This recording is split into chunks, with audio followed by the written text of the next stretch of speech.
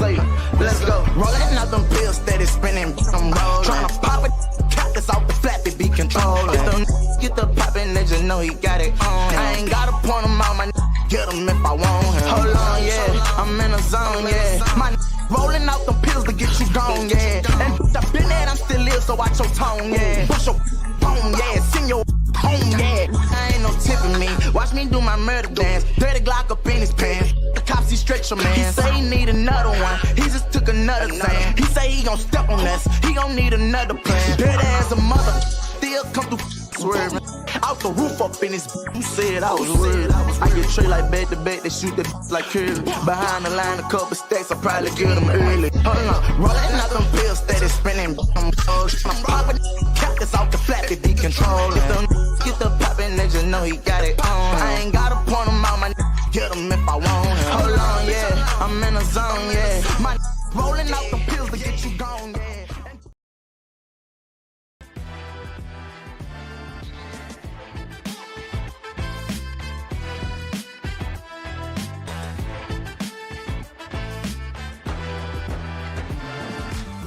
And just like that, it's playoff time here in the 5A, and of course, the home of the state championship, War Memorial Stadium, also the home of the Parkview Patriots. Tonight they host the Yellowjackets of Wynne, and we wish you a pleasant evening, everybody. Trip Keeter alongside Brett Kincaid. Brett, how you doing? I'm great, man. I'm excited. It's playoff football. We actually got a little taste of fall in the air. Yes. It's time to get going. Feels like just yesterday we were doing our first game together against Bryant. And here we are, weeks later, ready to start the process of coming back home in 3 or 4 weeks. Yes, I said this last week, but it still holds true that when it comes to football season, it feels like it takes forever to get here. Yeah. But once it is here, it's gone in the blink of an eye. Yeah, it does. It disappears quickly, and you kind of get to the point where you want to make sure that you soak it all up and that you remember as much, especially for these seniors, because, you know, this is going to be their last playoff game. And, like, this is an important, important to get out here and get off on the right foot. Right. You know, take that first step towards coming back and playing in this stadium in the last game of the year. Right. This is obviously the time that you want to play your best, because it's win or go home. That's right. And, you know, survive in advance and, you know, lose and go home. And there's so a lot's on the line tonight. A lot's on the line, and there's a lot of pressure on the Parkview side, just because they are clearly the #1 team heading in. Yes. They've got a good path, a chance to perhaps get tested on the road in the semifinals if they're able to make it that far. But this weekend, if they take care of business, they'll get right back to the final weekend. The playoffs, kind of uncertain if they were going to make it last week. Yeah. But they were able to get in. This is a program that is rich in tradition, that has won state titles in the past. Yes. And they do it their way. They keep it just like they did back in when I played against them in the playoffs in 1992. They do the exact same thing that they run. Wing tee, dead tee, diamond tee, motion, spinners, pulling guards, pulling tackles, veer blocking. They will mix it all up. Yes. And then do their attempt to try to control the line of scrimmage, run it, bleed this clock, and keep the Parkview athletes off the field. Yeah, tonight's game is going to feel a lot like in the college playoffs if Army had to play Georgia. Two completely different styles of offenses taking the field tonight, which honestly gets me excited because I love how Wynne plays. Like you said, they run all those sorts of, T formation, like the wing T. So it's really old-fashioned football against modern football pretty much. So I'm really excited to see how that plays out. Yeah, you got the spread power run from Parkview, and you've got the close down dead T, multi T. We'll have to come up with a new phrase. Yeah. Trip, how to describe, because it is back in the old days, they ran the wishbone, and every once in a while you'd split to a flex. Yeah. And a wing T, every once in a while you have a split end. They do a lot of different things. It is, I think Army is a good corollary, because they kind of have modernized that triple option attack, and they've added a little bit more vertical passing. And Wynne is watching them in pregame. They're of course it's easy to run against air, but they are confident what they're doing. Right. They have a lot of. It's interesting. You're looking at the roster. Lots of sophomores and lots of seniors. not a lot of middle-classmen. No. So they will run a bunch of different kids out there who are going to get their first opportunity to play in a playoff game. Certainly their first chance to play here at War Memorial Stadium. Bright lights, big city. It's going to be a big deal for the see how Wynne adjusts to the they're playing at War Memorial Stadium. They've grown up watching the Razorbacks play in their whole lives. Yeah, and did to see, but I will say, like with the team like that coming in, their style of play probably suits well to controlling those nerves. It does, yes. Those linemen are going to get to fire off the ball. Those running backs are going to get it. There's not going to be a lot of RPOs. They're going to get the ball in the belly, and they're going to run. There's not a lot of timing routes and things like that that are easier to disrupt if you're kind of a spread pass attack. You're absolutely right. Their style of play is they punch you in the gut every single time you line up, and it's just going to be mostly a battle in the trenches to see how Parkview can handle defending them, because really their options are so limited, but they do it with such versatility on offense that you never know what they're going to play, because you think, oh, it's just run left, run right, run up the middle. But they like to mix it up sometimes. They'll probably get some trickery going with some play action. They're not going to leave anything in the bag, that's for sure. No. They're going to go. They're going to do everything they can to show Parkview something that they didn't show on film all year. Whether it's an alignment, whether it is a ball carrier getting the ball who maybe doesn't get a lot of carries in the beginning, just to try to do something different. Yes. To try to again get Parkview off their keys. One thing that we've talked about all season is Parkview's strength is defending the middle run. Yes. It is very difficult to run between the tackles against the Parkview defense. Conversely, kind of a paradox, because if you're trying to game plan against that, they're also so fast, Parkview is, especially at the linebacker position, that it's very hard to do the stretch runs. Parkview has shown to be somewhat susceptible, to the extent that they are at all, is off tackle. Right. If you can pin the edge, you can find a crease. We've seen big plays. I remember Texarkana popped a big one against the Magnolia, popped one. DeQueen popped one. Yes. On a fake to that ended up being a deep pass. Bryant really bit Parkview with the back end pass. Yes. There are things. If coaching staff at Wynne has done their job and has really watched the game tapes, and if it's of course a matter of personnel and execution, it's always easier said than done. But there are cracks that they can try to exploit. Yes. I think what Wynne's trouble is going to be is, do they have the personnel to match up? Do they have the depth to withstand? And what is it going to be like in the third and fourth quarter? We are going to take a closer look at that here in a minute, but I can see that the colors are making their way to the field. So let's head down for the presentation of our colors.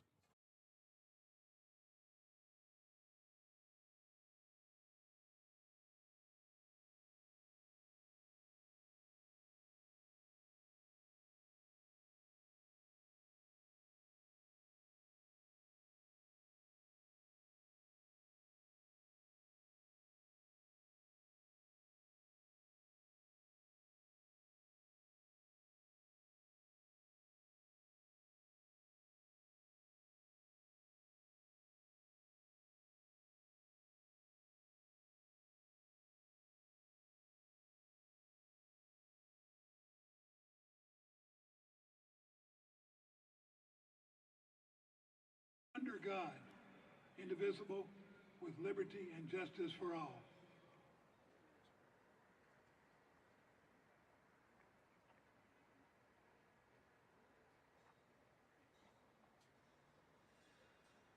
And now we honor our country with the playing of our national anthem. And please remain standing until the colors have left the field.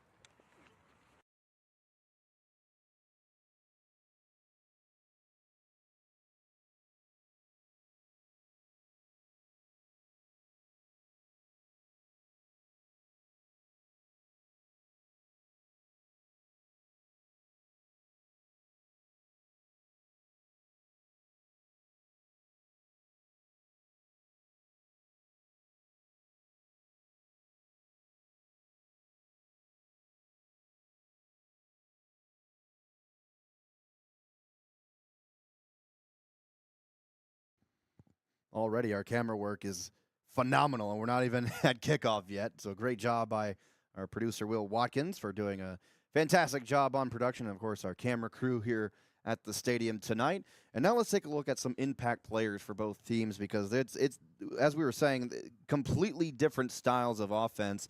And that also means, the defense for Parkview is absolutely going to step up. So we have guys like Chris Edwards, Ja'Cory Smith, Jeremy Edwards, and Micah Johnson, as you see on screen, who make an impact. Ja'Cory Smith leading the team in tackles with 40 tackles, 1 sack. Chris Edwards, 25 tackles and 1 sack. Jeremy Edwards, 12 tackles and 2 sacks. Micah Johnson, 25 tackles and 3 sacks. So it's a very, very busy defense. Well, the numbers are the numbers, but what we see, like, how many times in the game do we talk about Jeremy Edwards and how he is able to disrupt the play? Yeah. He gets into the backfield. He is able to make life miserable for left tackles throughout the Class 5A. Right. And get to the quarterback. Yes. And he tackles for loss. You look at what he's been able to do just in terms of controlling the edge, and that allows people like Chris Edwards to slide in. Of course, Ja'Cory, linebacker numbers are you always expect those to be your top tacklers. When you have great defensive line play, it helps those linebackers make the plays. That's exactly what Coach Boulding wants to see. With Wynne, it's a multi-pronged rushing attack. They want to go with Wynne as their bell cow. Yeah. But a lot of kids are going to carry the ball, and then I think the question about Seiler's health, he looked pretty good in pregame. He was moving around pretty easily. They were just wearing shells, though, so we didn't see him full pads. Right. But he, didn't seem to be favoring anything. His arm looked strong, so I feel like he's probably going to come out, and it's a playoff game. This is for Seiler. He's a senior. This is potentially his last game, and as a Wynne Yellow Jacket, he wants to go out there on the field. Of course. But it is a matter of how does Parkview control the running game that Wynne's going to present. And we've talked about this, with DeQueen. We saw them early run a bunch of old school veer, flex bone. It's assignment football.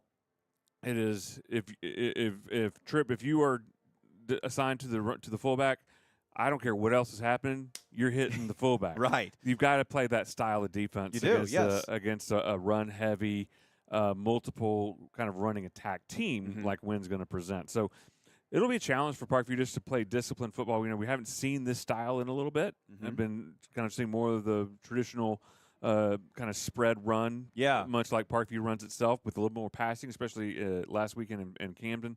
Probably not going to see a lot. They will, but Wynne will try to hit you. They'll try to hit you with hitches and seams, attack the middle of the field, and see if they can pop something. That's how they're going to, the recipes to success for an underdog are you come in, you control the ball, you try to get a turnover, you limit turnovers yourself, and you just look for the big play. And otherwise, it's just Novocaine. Just try to lull them to sleep. A lot of great points as well, because I don't think we've seen an offense, as you said, like this since DeQueen, really, because they run a very similar style of offense. And Parkview did a pretty good job shutting that down fairly well against DeQueen. Had some success early, but they obviously just, again, the cream rises, and this is the time of year where it's really going to start to happen. Parkview settled down. They were able to cut off any of the cutback lanes, which DeQueen was really relying on. We'll see a little bit less of that, I think, out of this wing tee and kind of dead tee attack. They're more straight into your face, but they will run some quick toss sweeps, try to get to the edge as quickly as they can, because they know it's just going to be so hard to move that Parkview defensive line off the line of scrimmage. Let's talk about the Parkview offense as well. As you see on screen, Emmanuel Bunting starting tonight. He did not start the season as the starter. Right. It took him until the week of the Hot Springs game for him to get some playing time in. Yet despite that, he has just over 1,000 yards on the season, 14 touchdowns. I mean, that's just phenomenal. Oh, it's great efficiency, and obviously, Parkview has, in the last several weeks, has been able to control the game on the ground. Last week, tough conditions in which to throw the ball. Yeah. I think both teams saw that. I know Fairview was able to catch one on a busted coverage, but aside from that, it was really not a great downfield passing night down in Camden last weekend. Emmanuel, I've talked about this since Bryant when he came in for cleanup duty.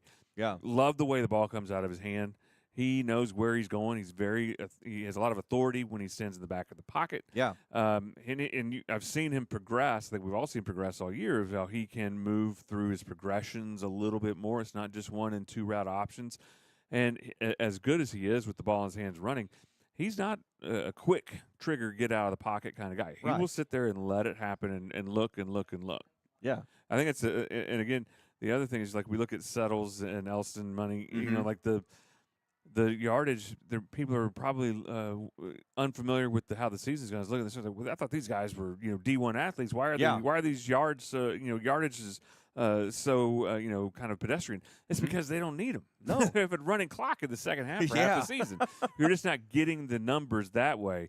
But don't let that fool you, because as we both know, I mean, it just takes that, and they can attack like lightning. Absolutely. And it's also a matter of just depth that Parkview has in the backfield, because you notice that both Settles and Elson are running backs, but also they have a couple other running backs as well. Marcus Barnes and Dak Crosby come to mind, who, you know, despite being the backups, they still punch you in the mouth as they well. They get a lot of carries during those running clock games in the second half. We saw Dak get some first half action last week. I think obviously with, you know, depth took a little bit of a hit throughout the year, but obviously you want to go. Cam is your main man. Yes. Your ground and pound, get it between the tackles. He can also outrun just about anybody on the field. Yeah. And who's more fun to watch than Money? No. I mean, the ability to start and stop. We got great weather. It's a ground where he's familiar with this turf. Oh, yeah. I think it's going to be a lot of fun to watch him tonight. Absolutely. And you notice that Money has yards in both rushing and receiving. He's one of the fastest players in the state, I would argue. And the fact that he has more rushing yards and touchdowns and receiving just kind of shows how much speed he has. Well, and his ability to start and stop. I've talked about that many times throughout the year because I just find it fascinating. It's like a video game. He really has that extra kind of twitch where he can come to a full stop and get back to full speed, and it looks like no time. It's so much fun to watch. You know, Wynne, their challenge is going to be, can they do anything up front? You know, are their defensive linemen going to be able to hold the line of scrimmage and give the linebackers a chance, just like Parkview's team does, give their linebackers a chance to make plays? This is going to be an absolutely physical game, and I cannot wait to watch how it unfolds. I see both teams of captains making their way to midfield. I see both teams behind their banners as well, ready to run out onto the field. They're ready. They are. The playoffs are here. Parkview starting with the blackout tonight, wearing the black jerseys, white pants, and the white helmets. Great look. I do like the Wynne blue and gold colors. It's a classic. Both teams look sharp. You know, and I'll say this. You know, we were talking before the game trip when we were down on the field, looking at Wynne, was watching the coaches and the players. They're loose, man. Yeah. I think they understand this is a free shot for them at the #1 team in the state. They have a chance to come in here and, you know, be Cinderella. Yeah. It's very freeing for them to know it's all or nothing, lay it all out, and they have a chance to try and do something that nobody's done all year within the 5A. Let's head down to the field and enjoy and watch the opening coin toss. I've got Ed. I've got Kale. What's your call? There's a tail. You want the call. You want the football.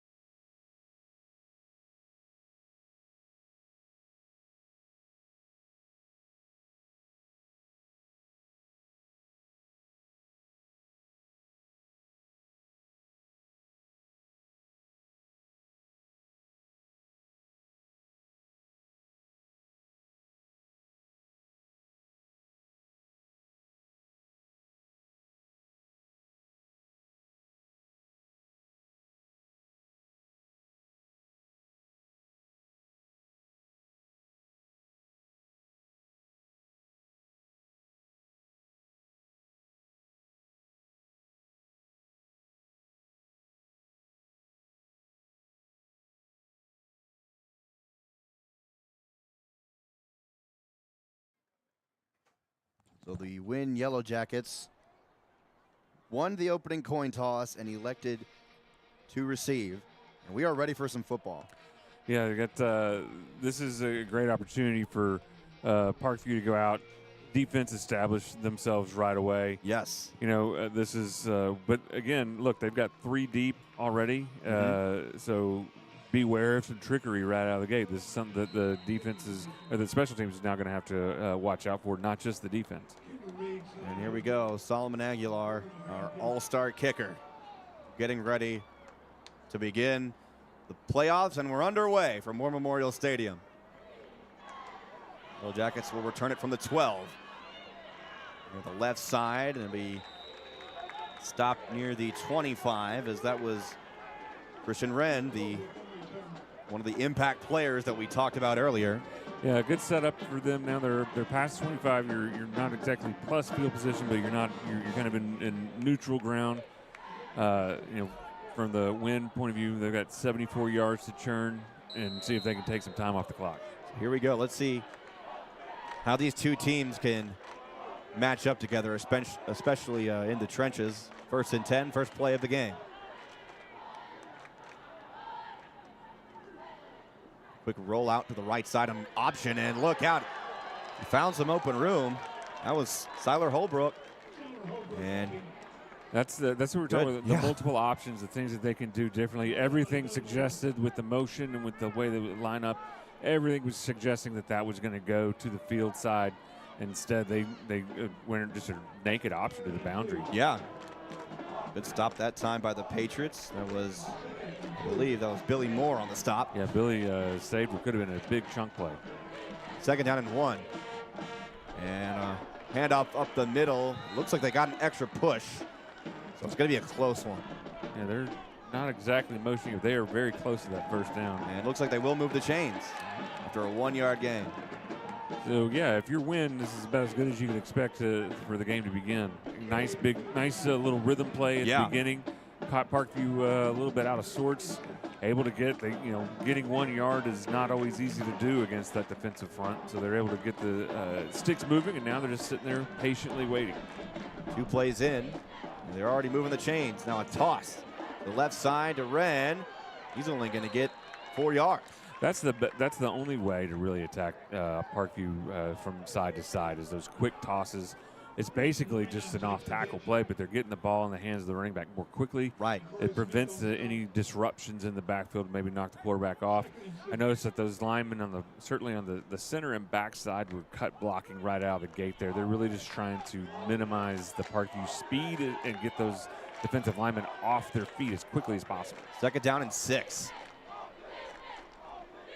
Up the middle this time. That's the new running back. They had 3 backs in the backfield. I believe that was Cooper Thompson. That's a dead tee. I mean, this is just like the 60s and 70s. This is exactly what they have been doing out on the farm for 60 years, is just run the ball, lull you to sleep, and hope that they can find something. Nothing wrong with some old-fashioned football.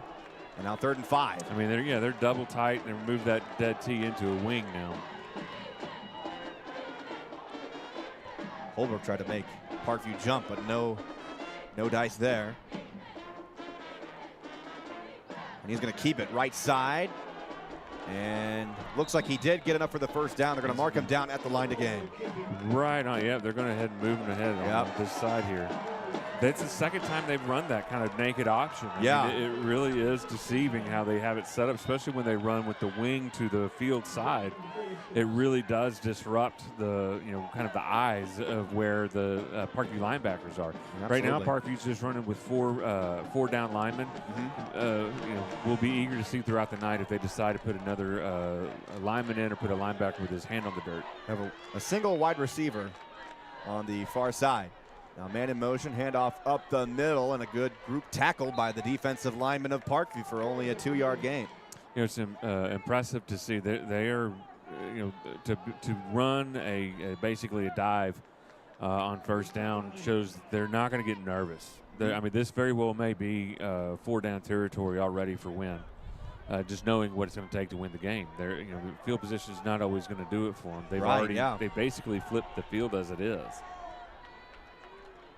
They've been controlling this entire 1st quarter so far. It's still early in the game, though. Very interesting lineup here defensively for Parkview, and I'll talk about it in a minute. Now here, Holbrook's going to keep it, and he might have been just short of a first down. Nope, they're going to mark him at the line again. Yeah, this is a move little the chains. quarterback follow there. Again, this is something that offense has been running since football began. Yeah. Basically, it's just a power load, but you have the quarterback is carrying the ball rather than the deep back. And very disciplined, very smart offensive strategy coming out. Assuming that the coaches have scripted these coming out for Wynne, they are executing it as perfectly as you could expect. Another set of downs here for the Yellowjackets. And off right side, no dice. Good stop there in the trenches for Parkview. You know what I find interesting? I noticed in this, it's only the first drive of the game, but Parkview, their defensive line is backed up a bit. I feel like it looks like they're lining up a yard in front of the line of scrimmage. Yeah, they are a little bit off the line, and that very well may have to do with just trying to see where they're going to reach. That's going to help the linebackers a little bit. I will be interested to see if they continue. It looks like they're doing it right now. They're going to start and cheat those backers up just a little bit. You can see it very easily with our angle right there. Run up the middle. That's a strong running back, too. That's Cooper Thompson again. He's 2 yards short of the first. Yeah, Cooper Thompson, really good, tough running in the inside there. Now that sets them up. This almost certainly they'll have 2 chances to get these 3 yards here. I can't imagine that they would kick it away. And I was watching the field goal kicker in warm-up. He's got some leg to him now, but he's very accurate. But I think we're about 10 to 15 yards outside of his maximum range here. Now third down. Up the middle. Huge hit at the line of scrimmage. And wow, Christian Wren goes down. What a great route stop. Yeah, I saw Marion Liddell and our main man Jeremy Edwards right there combining on that tackle. They were able to get the penetration they needed that time. And now, it's not even a tough call. It's 4th and 2. They didn't hesitate. They knew exactly. I think on that third down call, they knew exactly what they were going to run on 4th down if they didn't make it. Now it's 4th down and 2.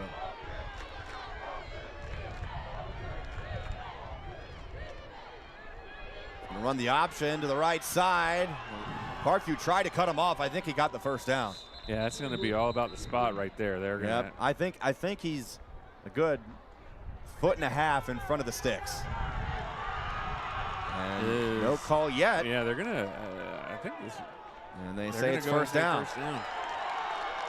I'm surprised they didn't measure that trip. But yeah, it's a close one, but I think that's the right call. Yeah, Coach Bolding wants an explanation from the white hat. He was pretty hot that there is no. He may be arguing about something else. I didn't see any dirty or untoward play on the line. And he just upset about the spot, perhaps. Judging from up here, it looks like that's the right spot, though. So now first down. They converted on the 4th. Now a toss to Wren on the left side. Only a gain of a yard, if that. Yeah, we've seen this all year. The Parkview's so fast on the edges that you've got to hit that much more quickly. That was just it's too slow developing there for when they've had success. It's been on those naked quarterback rolls because that backside is open. And yes, it takes a minute for somebody to come up and basically plug that gap. So now it's 2nd down and 10 from the Parkview 34. Holbrook will hand it off to Cooper Thompson. He's he is a bowling ball running back out there. Number 15, Cooper Johnson, a junior running back. I expect that we'll hear more from him next season as well. He is a very tough runner. And now once again, Wynne is exactly where they want to be. 3rd and 4. They're going to get 2 whacks at this if they don't get it here. They're doing exactly what they want to do. Parkview's going to figure out with some run stunts to see if they can try to slow down this middle running game. Let's see what the Yellowjackets do here on 3rd and 4. Holbrook's going to keep it himself up the middle. A good push. And same story as it's been all drive. I think it's another spot at the line to gain for a first down, or it might be short. From our angle, it's hard to see where the sticks exactly are at, but they're going to call it 4th and short. Yeah, that was he was able to squirt forward a little bit farther than I thought he would right there. Again, very impressive. Their interior linemen, both guards and the center, have been able to move the Parkview defensive line in a way that it really did not anticipate heading into the game. Here we go, 4th and inches. Holbrook himself, he might have got it. Yeah, he got knocked backwards, but I think he was able to get a yard. That line. And that's exactly where they spot it, a yard gain and a first down. This is a hard-nosed offense for Wynne. Yeah, I mean, and look, they are bleeding that clock. The only time that the whistle is blown to stop play has been to move the sticks. Yep. It's only the first quarter, and the only team to have the ball has been Wynne. This has been the only drive of the game. I mean, this is pulls your hair out if you're a defensive coordinator right now, because you're trying to figure out, you're stopping them. It's just not quite enough. A toss to the left side to Wren, and Parkview's been able to wrangle him in the backfield and at least the line of scrimmage. Well, this is the first time they've drive. Been behind the sticks now. They're second and long now. Now they have the ability clearly to drive the pile, and they're very comfortable in this situation of going 3 times to get 4 yards. Don't expect them to cower in the moment at all. We've seen them what could have been knock them back a little bit, disrupt their momentum. They're right on top of it. Officially, it's marked as second down and second down and 11. Holbrook will keep it off the fake handoff, and that was read perfectly by Raiden Parson. Yeah, at that point, Holbrook didn't have a lot of options. No. I mean, the pitch relationship with he and the tailback was completely out of whack, and even if he had, they probably would have lost 3 more yards. You see on the replay there's nobody to go to. And good gang tackling by Parkview right there. Now it's 3rd down and 12. The first real test for Wynne on 3rd down right now. See how they handle it. Holbrook running the option to the right again, trying to reverse his field, and he's got nothing but black jerseys in front of him. Yeah, well read that time. Clearly, Parkview's now getting accustomed to seeing that naked option. Again, now we're at the edge of what field goal range of what they were looking at in pregame. Looks like they're going to go ahead and run, keep the offense out there on the field. That's, well, if you think of it, if you're Wynne right now, you've eaten up almost the entire first quarter. Yeah. And not getting it on 4th down would be less disappointing than missing the field goal here. In terms of just mentally, you want to keep your team up. I was like they're going to take a timeout, though, Drew. See if they want to talk about it. A timeout. I did not hear Mr. Nathan, our white cap, tonight, so see if we can get his microphone situated. It's working in the stadium, it's just we couldn't hear it through our equipment, so we'll fix that. We've been hearing the ref mic fairly fine for this home schedule. If you're Wynne, I mean, hard to imagine things going any better than where they've gone to start this game. Completely control the line of scrimmage. Not at all what I expected coming in after seeing Parkview the last few weeks defensively. Really having a lot of success controlling, but also they haven't seen this style. We talked about this pregame. They have not seen this this run dominant, patient, very, very patient offense that Wynne is executing right now. And it takes a little bit of time to get used to. I feel very confident that Parkview will figure it out. This has got to be very frustrating for all involved if you're wearing the black jersey tonight. And it looks like they already have figured it out a bit, because the plays that hurt Parkview the most was when Siler Holbrook kept it himself, either on the option or just a roll around to the right. So now Wynne is facing 4th down and long. They do have a shotgun package. And he's going to throw it. Holbrook fires right side. He was looking for Wren, and covers that time by Cameron Settles. Settles was able to work back. That's one of those. Wynne stopped his route, and the ball was a little short. If they both would have continued out on that, and he would have thrown that ball to the back corner of the end zone, I think Wynne would have had a chance to go get it. Might have, Cam yes. had his footwork was a little bit off. He was biting towards the middle of the field, and Wynne was starting to run that back to the back corner. As we'll see here on the replay, you see Wynne kind of out and up, and then he kind of slows down. I think the ball's underthrown, so that slows him down, allows Cam time to get back and get his hands on it and save Parkview from what would have been a sure touchdown if the ball had a little bit more air under it. Here's Emmanuel Bunting along with Cameron Settles in the backfield, and he's changing up the play as called from the sideline. And off to Settles, left side. Finds some open room. Far sideline. Cameron Settles. First offensive play from scrimmage for the Parkview Patriots. Turns into 6 points for the future Razorback. Touchdown, Parkview.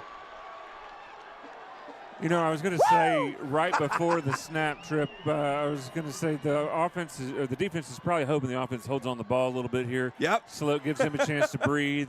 I think they'll happily exchange 6 points and kind of hopefully a momentum deflator for Wynne right there. Just a toss. I mean, it was, again, we've talked about this all season. Parkview does the basics so well. And when you add a little wrinkle, you add a little speed, those basics turn into advanced football real fast. Here's Solomon Aguilar. He's been doing a great job all season kicking those extra points, and he nails this one. I mean, talk about contrast in offense. Wynne starts the game with literally over 10 minutes of offense, and then here's just only one play from scrimmage for Parkview, and it's just... Well, once again, my favorite downfield blocking. Kyrick Folks was stock blocking down. Jermaine Conway, tight end, was able to pull and seal the edge. And Cam, obviously, we've seen it just doesn't need a whole lot. I mean, we talk about him as the between the tackles guy, but don't sleep on his speed. No, he can run, and he showed it off right there. He just beat everybody at the edge and then outran the angles. It's so fun to watch this team run. When you've got those edges blocked, because when you get those playmakers in space, they are special. They make the difference. They do make the difference. I mean, this is with a back other than 27. That's still a nice big play. Yes, but he turns it into a touchdown. Absolutely. Money turns those plays into touchdowns. That's the difference between Parkview and the rest of the state. It's all a group effort. It's those blocks that make a difference, and Cameron's speed as well. Yeah, speed. I mean, but yeah, Conway really set the tone on that by sealing the edge. Nice job blocking there. And then again, my man Kyrick Folks out there just blocking downfield all the way to the end zone almost. And those guys have just been dogs all season long.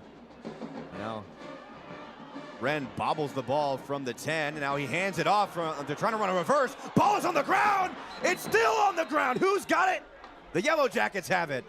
They just, that's some shadows of Camden Fairview last week, and it almost went the way of the Patriots this time. Yeah, it's some Molly Hatchet flirting with disaster right there. That was serious. I mean, I understand what they're trying to do. They're trying to get some energy back, you know, and they clearly have some sort of reverse package on their out of their return game, but that was so dangerous. And now, if you're Wynne, you really want to make sure you don't overreact to that. Yeah, they were able to do what they wanted to do offensively. Parkview's defensive front, they can rotate players still, though. They're a little gassed, From their own 14, up the middle, no dice. I mean, holy cow, I've been saying it all season. It's hard to give one Patriot on defense credit because it's group tackles like those that make the difference. Well, there's a little misdirection, I think, on accident. It looks like the running back on the left halfback split out pre-snap, not intentionally. Yeah. He wasn't supposed to, but he was moving laterally, so it ended up not being a penalty. There's 20 seconds on the clock. Let's see if Wynne will run a play from scrimmage or just let it roll, because the play clock and the game clock is exactly matched up, so they're going to have to run a play here. They're nice and patient, aren't they? Yes, they are, and now they change their mind. So a 7-0 lead going into the first quarter. That's not something we've seen often. We'll have more of this, and we'll talk about it more, sorry, Brett, here on the Patriot Sports Network.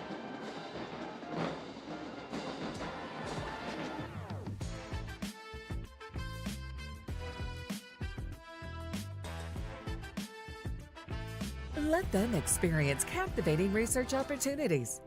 Let them experience more hands-on opportunities with new technology. Let them experience cutting-edge career pathways. Let them experience creativity and expression through the arts. Let them experience more opportunities to innovate and compete regionally and nationally. More opportunities for kids. It's what sets Little Rock School District apart.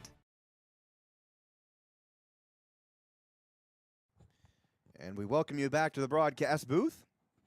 I swallowed some water down the wrong pipe, so it's fighting me right now. But what the fight on the field is more important. As Parkview was fighting defensively, our producer Will Watkins said that first quarter took only 17 minutes. Yeah, had a 12-minute. To only have 5 minutes. That's a pretty remarkable. To only have 5 minutes of stoppages throughout. Oh yeah, hardly any stoppages at all. And play from scrimmage for Wynne, they had pretty much the majority of that first quarter. They started the drive with about 11:55 on the clock, ended with 1:15. Yeah, so, I mean they started their own 26, basically gained a little over 50 yards of green grass. Yep. Couldn't convert, and then how dispiriting to see Parkview then scoring a single play. Second down and 9. Left side, and nowhere. Maybe a yard, if any. Christian run again, and another big group tackle by the Patriots. I want to give credit, but there's so many. It's pretty much we see it on at the pregame warm-ups. The defense specifically practices having all guys running to the ball, and now they're going to have a toss to Wren to the right side. Only going to gain maybe 2 on that one. Yeah, and Wren lost his helmet. Yeah. That time, I believe Jacory was there to get the tackle. But now Wynne has got to go back and now hand the ball back to Parkview. Certainly, at this point, don't want to start going for it inside your own 20. But this is how Parkview ends up breaking your back. Yep. Is get a quick 3 and out. They're going to get positive field position. If Wynne is even willing to kick it to him. They will do a quick kick, I did note. And on 4th and 6, it is a quick kick. I can't even say that. Jermaine Penny, who's been making plays off his punt returns all season long. He was trying to get another highlight that time. Yeah, he was. And it's going to be taken down right at the 38-yard line. Yeah, on that punt, I noticed in pregame that it's a one-step kick. They're not doing a lot of trickery there. No. Not a lot of hang time, just trying to get the ball out safely, which it makes sense if you're worried about the a block, or certainly if you're worried about the middle being able to hold up. Yeah. You got to get the ball off the foot as quickly as possible. The problem is now Parkview's already inside the 40, and we saw what they did from their own 25 on the last snap. So Money and Settles will be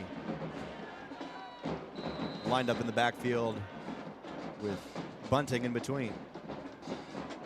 Give to Settles, trying to find some room up the middle. Was looking to find a cut either to the left or up the middle, but really he had nowhere to go and doesn't gain a yard. Yeah, it's just going to sink his average to 37.5 yards a carry now. Cameron, though, I did get a text, I'm just now seeing it, that he was selected for the U.S. Army Bowl. Oh, good for him. Congratulations, Cam. That's big time. That's awesome. Yeah. A lot of great Division I talent have played in that game over the years. The San Antonio game. Yeah. Play the Alamo Dome. That'll be a great big memory time. for him. That's good big, for him. big time. I might have to make a first-time stop to San Antonio just to see that.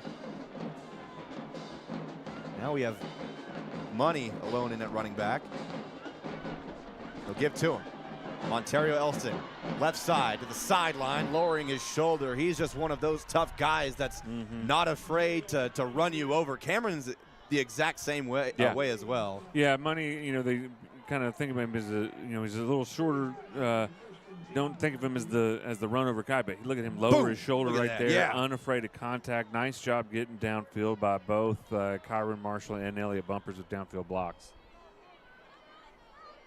They'll keep him at running back. Very good rotation here offensively. Jermaine Penny in motion. That's Quentin Murphy. Yeah, cute. we're getting to see him running the ball. It's been a couple of games. There's been times where he's been, either due to an injury or something, he'd be sitting out, and now we're seeing him again here in the playoffs. Shoulder has kind of kept him in and out of the lineup for the last several weeks. Nice to see him get in. When that shoulder really started acting up was Texas Kenna when he had those 2 fumbles. But both of those fumbles came off of huge chunk plays. Like, clearly, Q has a lot to offer still for this offense. Now Bunting back at quarterback. To Elston. Money making some great cuts, running up the middle, not afraid to use his shiftiness to his advantage despite the swarm around him. I love the moxie of a kid that is able to do a slow spin in between the hash marks, just like Money did right there, and still fight upfield. Now that'll move the chains for a new set of downs at the 13-yard line.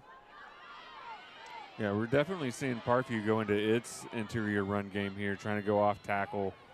Saw Q come in and go with basically a gut play as a quarterback dive. Like, seeing all the tools that Parkview has in the tool bag right now. Jermaine Penny off the touch pass, left side, end zone, touchdown, Parkview, the fiend, Jermaine Penny.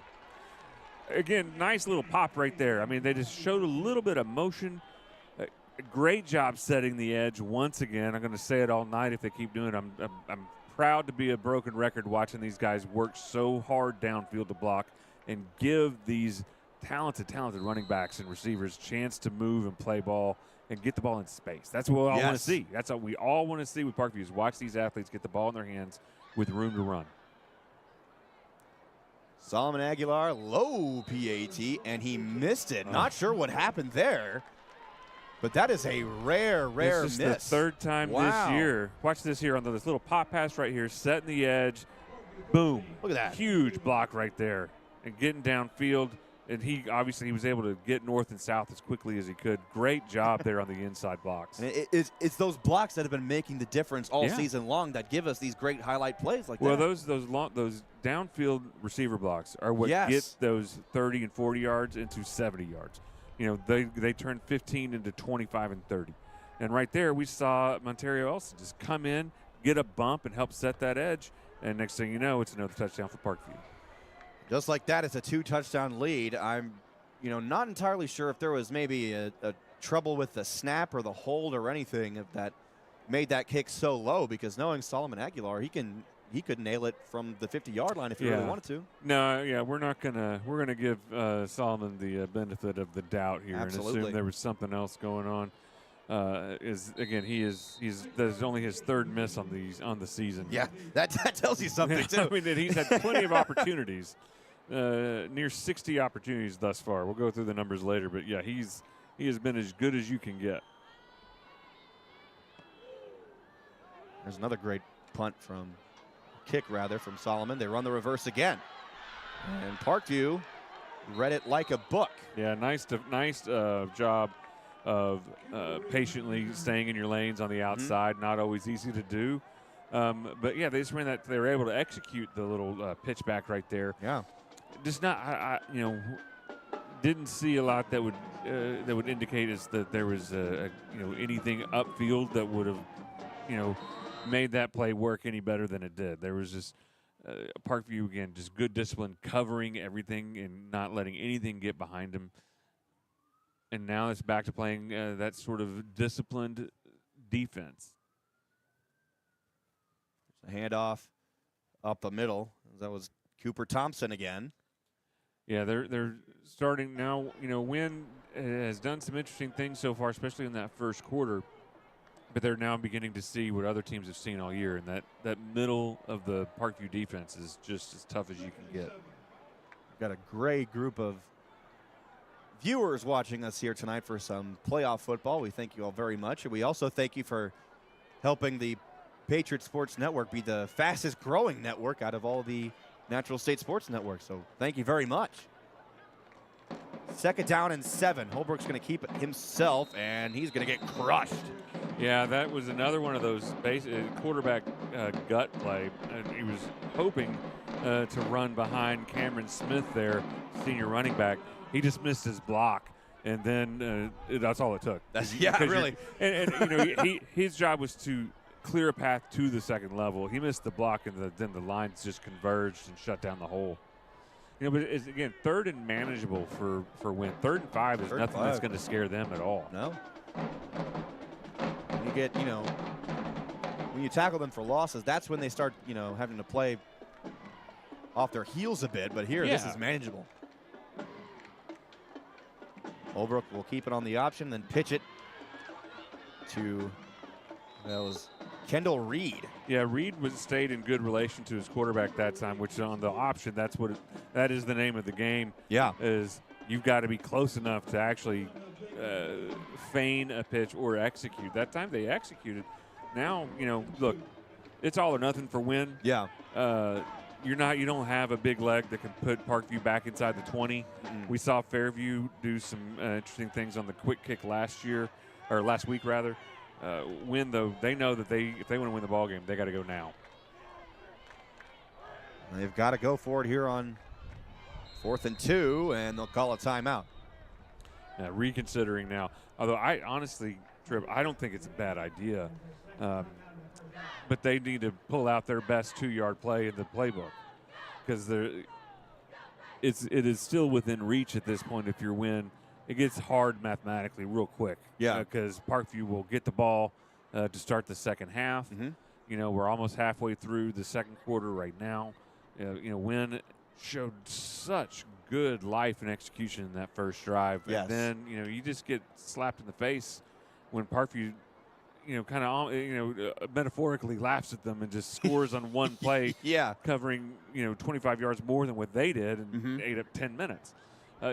Their whole premise is to control the ball and squeeze off touchdowns on 6, 8, 10, 12-yard drive or 12-play drives. Now, if they give Parkview the ball right here and the Patriots score again, do you just throw everything in the trash can, or you just go back to what you were doing? Right, yeah. And now it looks like they are going to set up in their short kick formation. And Jermaine Penny is going to sprint into position, anticipating this kick. Very, very quick. It's a high punt, too. And it's going to take a nice roll, but Penny's going to pick it up. Very, very gutsy call by him. Stumbling and out of bounds at about the 45. Yeah, he got a good bounce right there. Otherwise, I'm sure he'd be getting an earful on the sideline. And surprisingly, not a lot of Yellowjackets in the neighborhood, so we got a player down on the field for Wynne. But that was one of those situations where he had some room. He just was waiting on a good bounce, and he was fortunate enough he was able to get one. That is Tyler Rowland on the ground for the Yellowjackets, and tried taking a look at the replay. He wasn't quite near. Yeah, he got caught up in the scrum. It looked like. He was quite to the right, and glad to see him getting up. Yep, he is back up on his feet. He was able to jog it off. So. Yeah, he was laying there hurt for a good minute. Yeah. I'm glad to see him get up on his feet.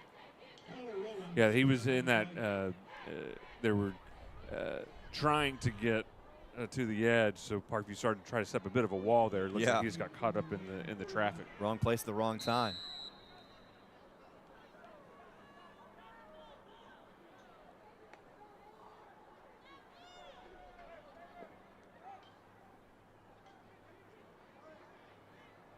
Interesting. Jermaine Penny moves to the right side of the field. Bunting looks to throw. Fires to Elston, bobbles it, and he almost had a circus catch. Yeah, it almost caught twice, almost picked on the bounce. Yeah, was just thinking Parkview's yet to put the ball in the air. That was not E-Man's best pass of the year, but it was certainly a catchable ball. Little bit behind his receiver, but again, catchable ball. Missed opportunity there for Parkview. A double catchable ball, really. As he had it almost about, it looked like from here that it was about to fall on his chest. Well, Wynne was up in that press coverage, and they backed off, and that's when E-Man changed the play. There's Quentin Murphy back in at quarterback, and he gets a good 2.5-yard gain. You know, this is a big third down for Wynne. Nothing else, just mentally, and to be able to stop Parkview and try and get them off the field. I got to think that Coach Bolding is thinking that we've got 2 plays to get 8 here. Yeah. No reason to punt the ball if you're Parkview. Third down and 8 to go.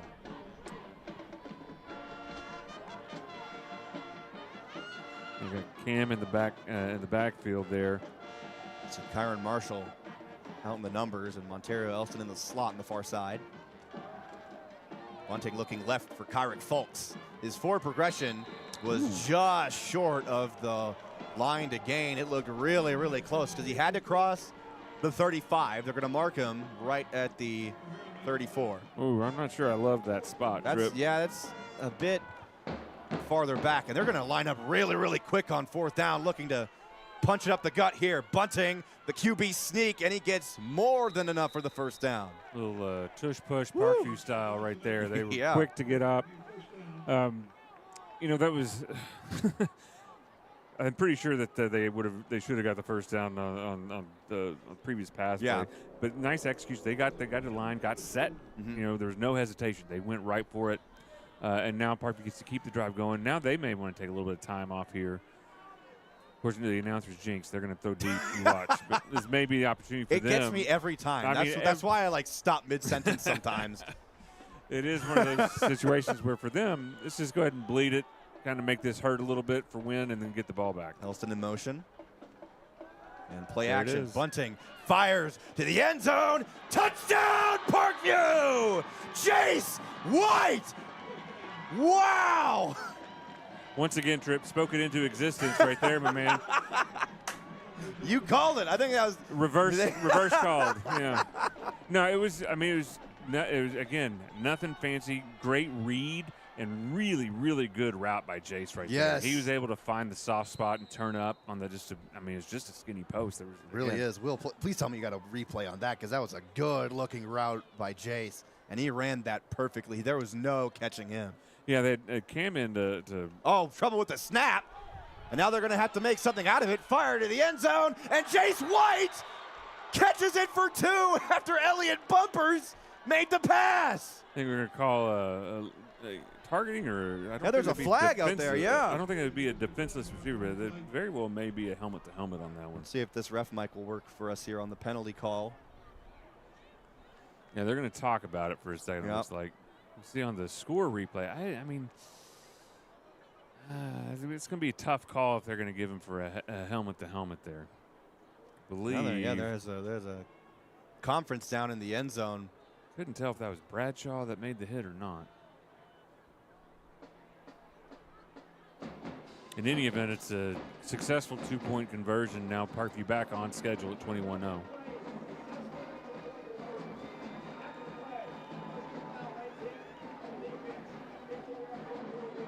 So it's a personal foul late hit penalty on the Yellowjackets. So the 2-point conversion still stands. Yeah, and if they're calling it on somebody not involved in the play right away. I didn't see it. Here's the touchdown play. Again, just a little move, play action. I mean, found the soft spot in the middle. There was nobody back. Jace knew exactly what to do when he saw that. That was probably a read route between the two of them. They both saw that single high, and there was nothing there. I mean, what else can you say? But he ran that route perfectly. We don't have a 44 on their roster. Oh, okay. So it was a mystery man who committed the penalty. So. Yeah, again, I understand it's high school football and we want to protect the kids. I didn't see enough there to warrant a flag. But in any event, now Parkview's kicking off from the Wynne side of the 50. An arena football kickoff, as you said, in Wynne territory, and that's just an easy kick for Solomon to put it into the end zone. Yeah, Solomon probably really trying to get that over the crossbar there. Just a highlight reel for him. He's annoyed. He missed a kick, and then didn't get a chance at another one. No.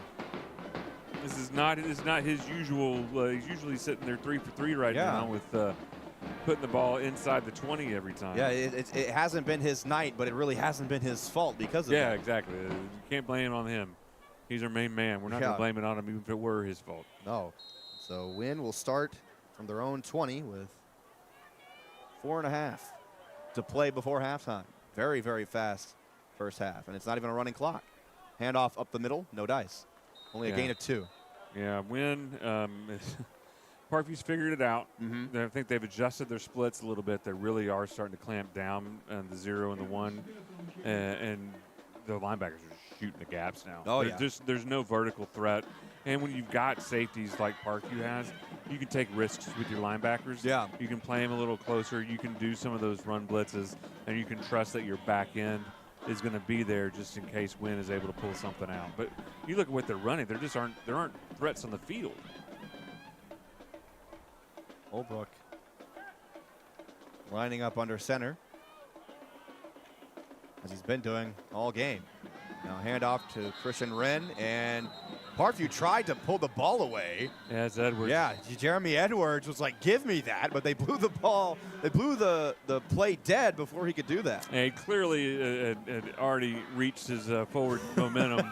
Yeah. There was no, this was good calling, blowing the whistle there and calling the play dead. But yeah, Mr. Edwards really wanted that football. I mean, he was hungry for it too, and it would have resulted in 6 points. Jermaine was right there ready to collect the touchdown if they would have let it go. Now 3rd down and 8.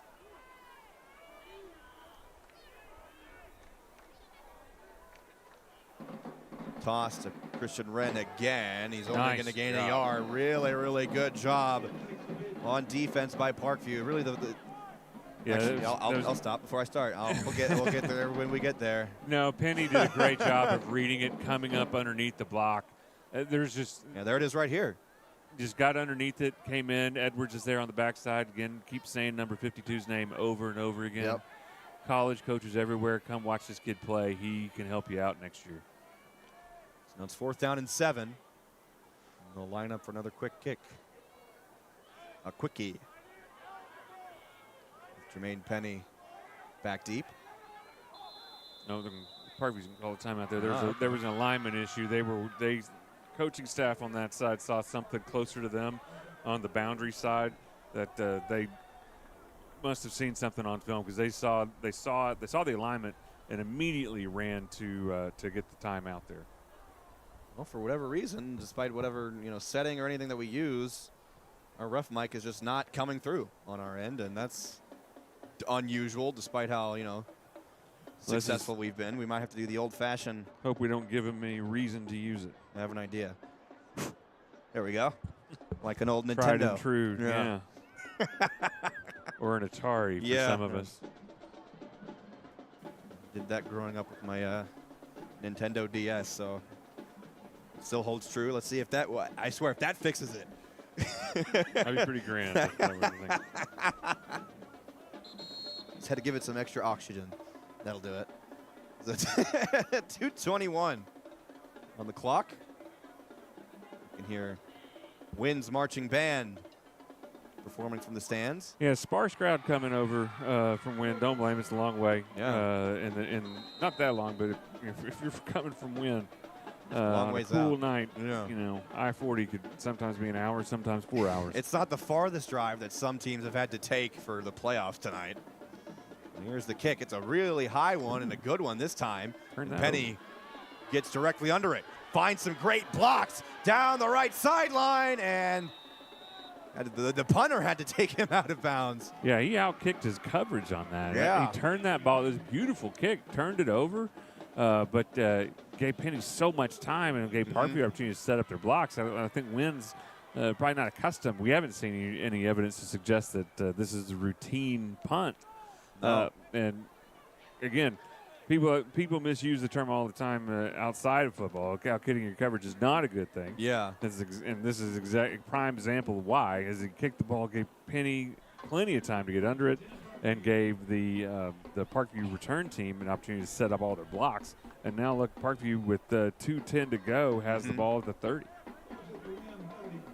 Great field position. It's a good kick by John Weatherford. Just an even better return by Jermaine Penny, and also thanks to most of his blocks. Yeah, good. Yeah, very good execution across the board, special teams so far tonight, outside of the PATs. Left side, Cameron settles. Some more just showings of great physicality by the receivers, giving Cameron some open room, and that'll move the chains after about a 12-yard gain.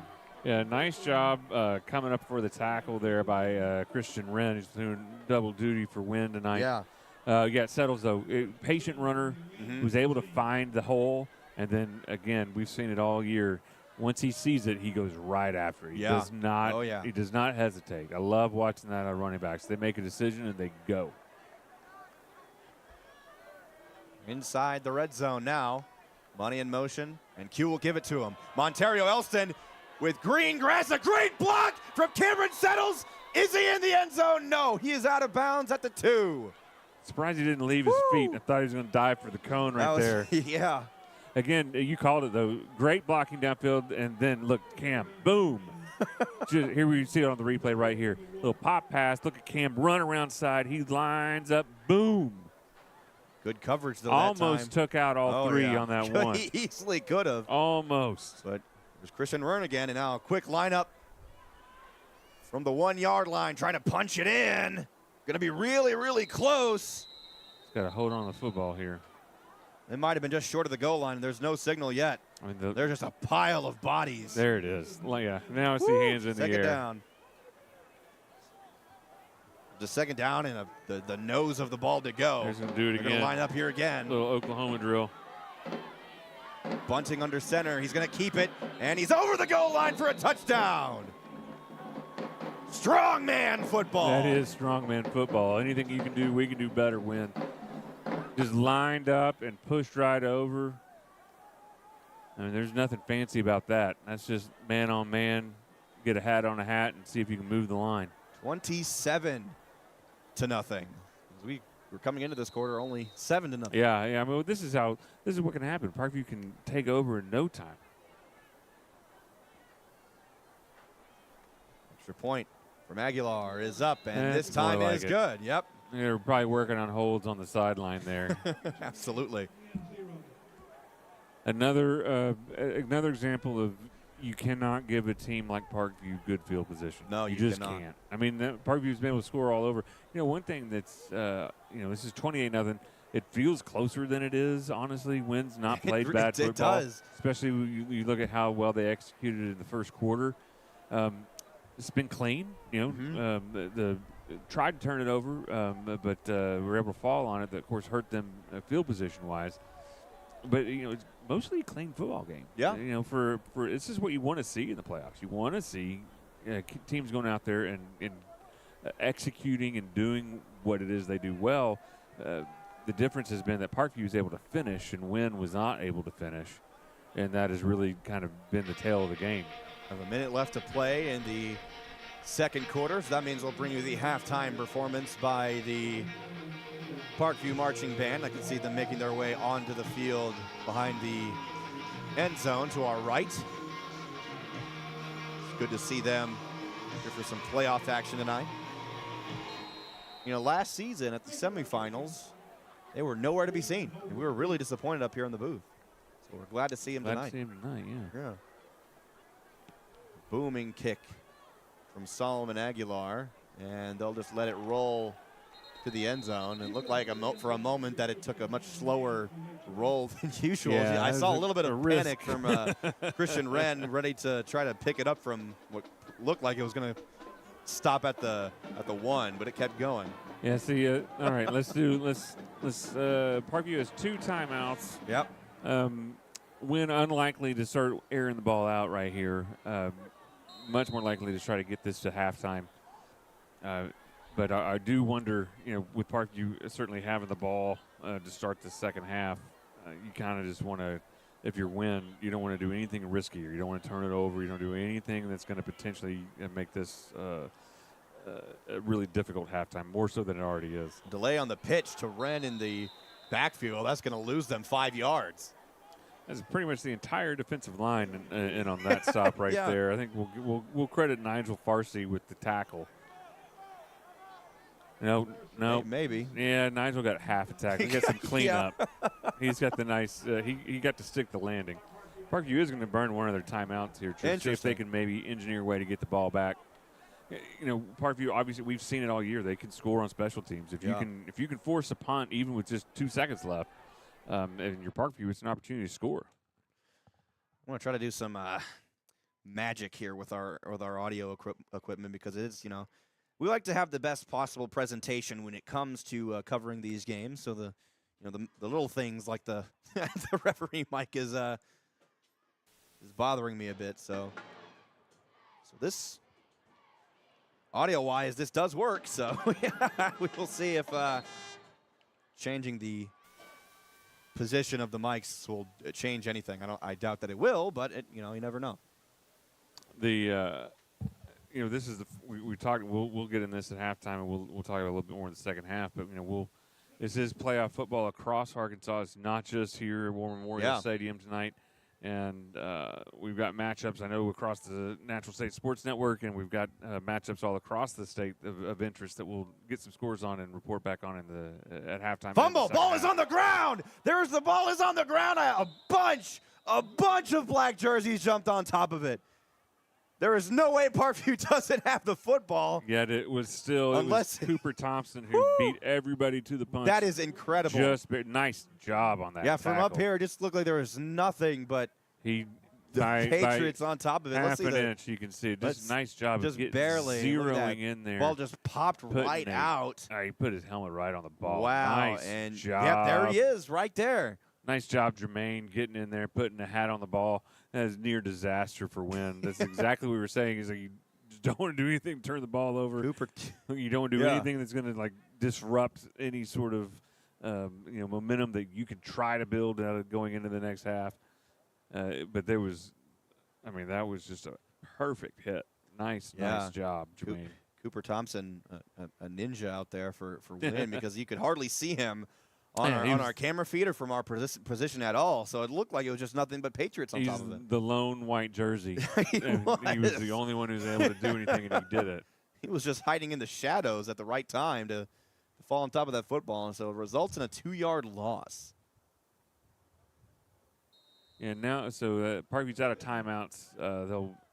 Wynne will execute a play here, and they will have to punt the football if they can't get a first down. Holbrook will throw. He's hit as he does, and the pass is complete. Corbin O'Hara made a big-time catch. Ja'Cory Smith and others on the stop. Like, holy cow, what a huge play all of a sudden. That's just the threat from Wynne, and there's a flag in the backfield. That hit on Holbrook was definitely late. Going to get 15 more. This has been the Achilles heel for Parkview, is the big play. It is difficult to execute those sustained drives. That's what made what Wynne did so impressive in the first quarter. But we saw Fairview jump out to a big, extended to a 2-score lead off of a big pass play last week. Yes. We saw both Texarkana and Magnolia and DeQueen even execute long pass plays, or long plays, either pass or run, to make those games close early. But on this one, now you're inside the 20, and now if you look at the other side, Wynne has one timeout remaining. And 35 seconds to score from the Parkview 20. And they can do that pretty easily. There's a handoff up the middle. That's not going to do it. No, curious.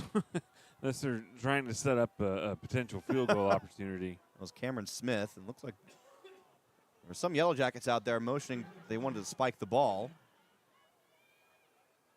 And that's exactly what Holbrook will do. Yeah, so 8 seconds, for a team that is not a wide-open team, this is you've got a lot of questions and concerns if you're Wynne coaching staff. Alignment issues, pre-snap penalties, all that sort of thing. You're in position to potentially get your 3. 8 seconds, it's enough time to run a play in the end zone, but Siler Holbrook, quarterback for Wynne, has got to be decisive. He's got to see something. He's got to make a play or throw the ball away. He does not have time to scramble around. And they will not settle for a field goal here on 3rd down. Toss to the right side, some room, and it's gone in the blink of an eye. And it looks like Wynne will use their final timeout of the half with just 2 seconds left.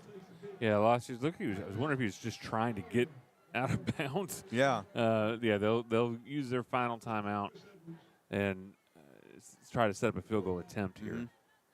They're gonna have a right-footed kicker. I was watching him pregame again. He's pretty accurate. Yeah. Not a ton of lag. Within his range though, from what we saw in pregame. It's a tough angle though for a right-footed kicker. He would rather be kicking from the far hash. There's not much of a breeze here either, so that wouldn't be too much of a factor. But if it was, he would be slightly kicking against the wind. Yeah, it was as it often does here in the bowl. It swirls a little bit at War Memorial. Absolutely does. So just 2 seconds for Wynne to get on the board. Let's see what they do here. And they're going to come out quickly to the line, and they are going to go for a field goal. That's John Weatherford lining up. Yeah, the sophomore getting his tee block in place. He's positioned himself in a little bit better to try to get that angle. 34-yarder, 34.5-yarder from the right hash. Parkview's ready for any kind of trickery, though. Kick is up, and it is good. So Wynne ends the half by getting on the board as they trail Parkview 28-3. You know, pretty complete first half for Parkview. You're heading into halftime now. You know, not the end of the world. No. And maybe even a good thing to some degree for Coach Bolding. They have something to go and complain about now. Yeah. And get into halftime and you know, discipline. We've seen this more than once where penalties and late hits, that sort of thing, that has bitten Parkview in the past. It's not going to cost them the game most likely tonight. But we're in the playoffs now. You can't do that sort of stuff. This is a chance for them to go in and talk about that at halftime. And we've seen in the past, especially last week, that those second half adjustments can make a difference, even if it's from the sideline going into the fourth quarter. Oh, gosh, yeah. I mean, Parkview was able to really rally last week using athletes, using adjustments and good coaching and taking, we were able to eliminate some of the things that Fairview was doing in the short passing game. Now, Wynne doesn't have that. They're obviously not an offense built to come back. No. What they need to do, what the Jackets have to do, is go in and see how do we get Parkview off the field as soon as possible when we kick the ball off. And if I'm Parkview and I'm the special teams coordinator, I'm saying we're putting 5 guys up and we're putting 2 behind them on the line because we're going to be prepared for some sort of trickery coming out of halftime. Now let's enjoy the halftime entertainment.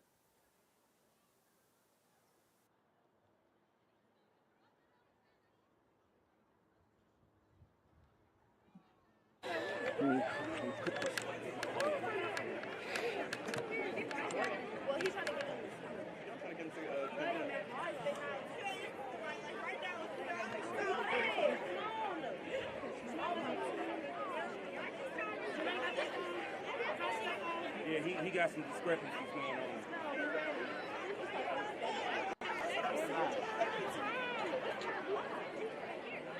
I told him it's not lost, But do I have to go up there? Maybe you should stay up there. She told me to come back down. No, you should have stayed up there. Oh my God. David, don't go up there. Dang. Don't go all the way up there.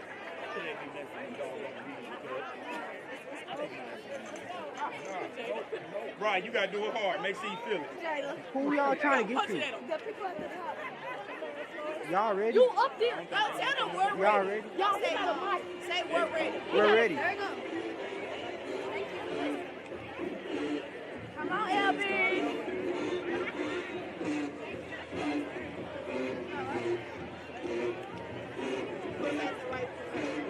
Tell them to start it over. Start it over.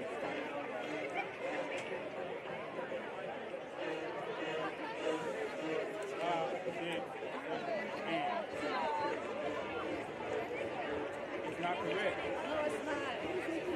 Tell them to stop. Tell them. Take your time. Tell them to stop and start it over. We can't do it unless y'all start it over.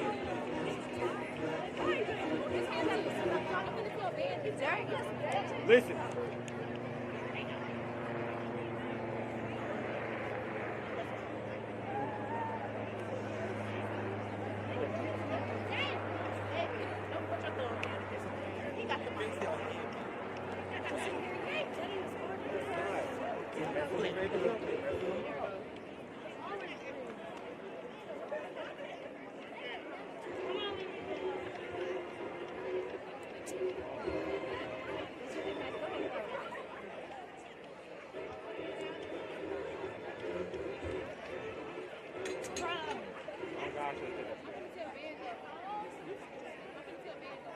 No, we got time. We're going to figure it out. Y'all do y'all routine. Hopefully get it right. I'm going to run up there. Oh, my goodness.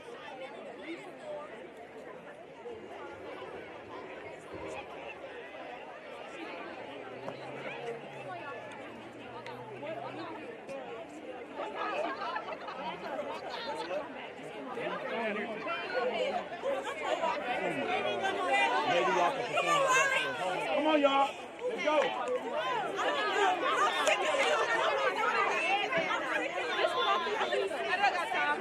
Ain't nobody got time.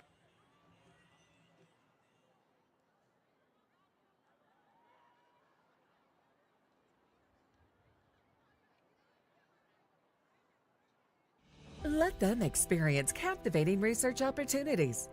Let them experience more hands-on opportunities with new technology. Let them experience cutting-edge career pathways. Let them experience creativity and expression through the arts. Let them experience more opportunities to innovate and compete regionally and nationally. More opportunities for kids. It's what sets Little Rock School District apart.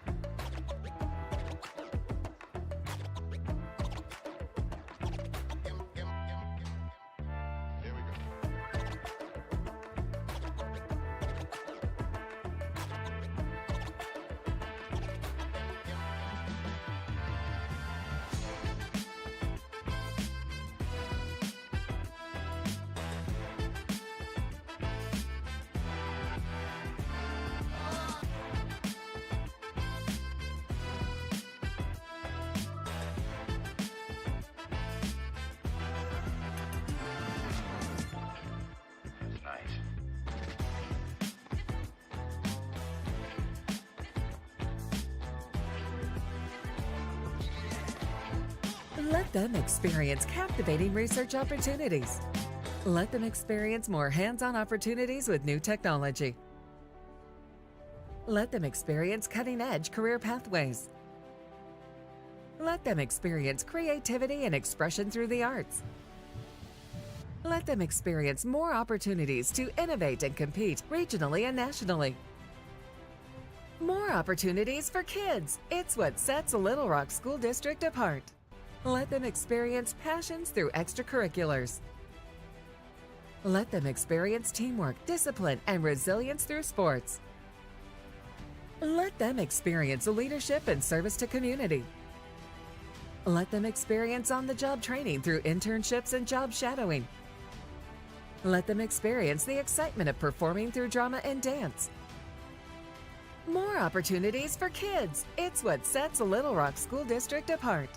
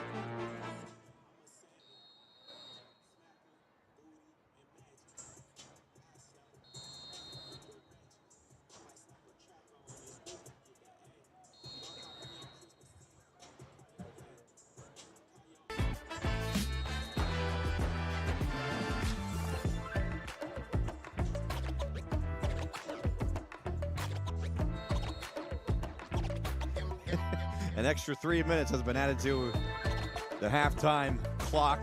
The Patriots were so, I guess, focused in the in the locker room. I'm sure the coaching staff was pretty focused after that penalty leads to a field goal at the end of the first half for Wynne. But we were talking, Trip, like this at the end of the first half. We were talking about how this was a very complete performance for Parkview in the first half. They were able to go out there and weather the storm. Wynne really wanted to establish the run. They did a great job of it in that first drive.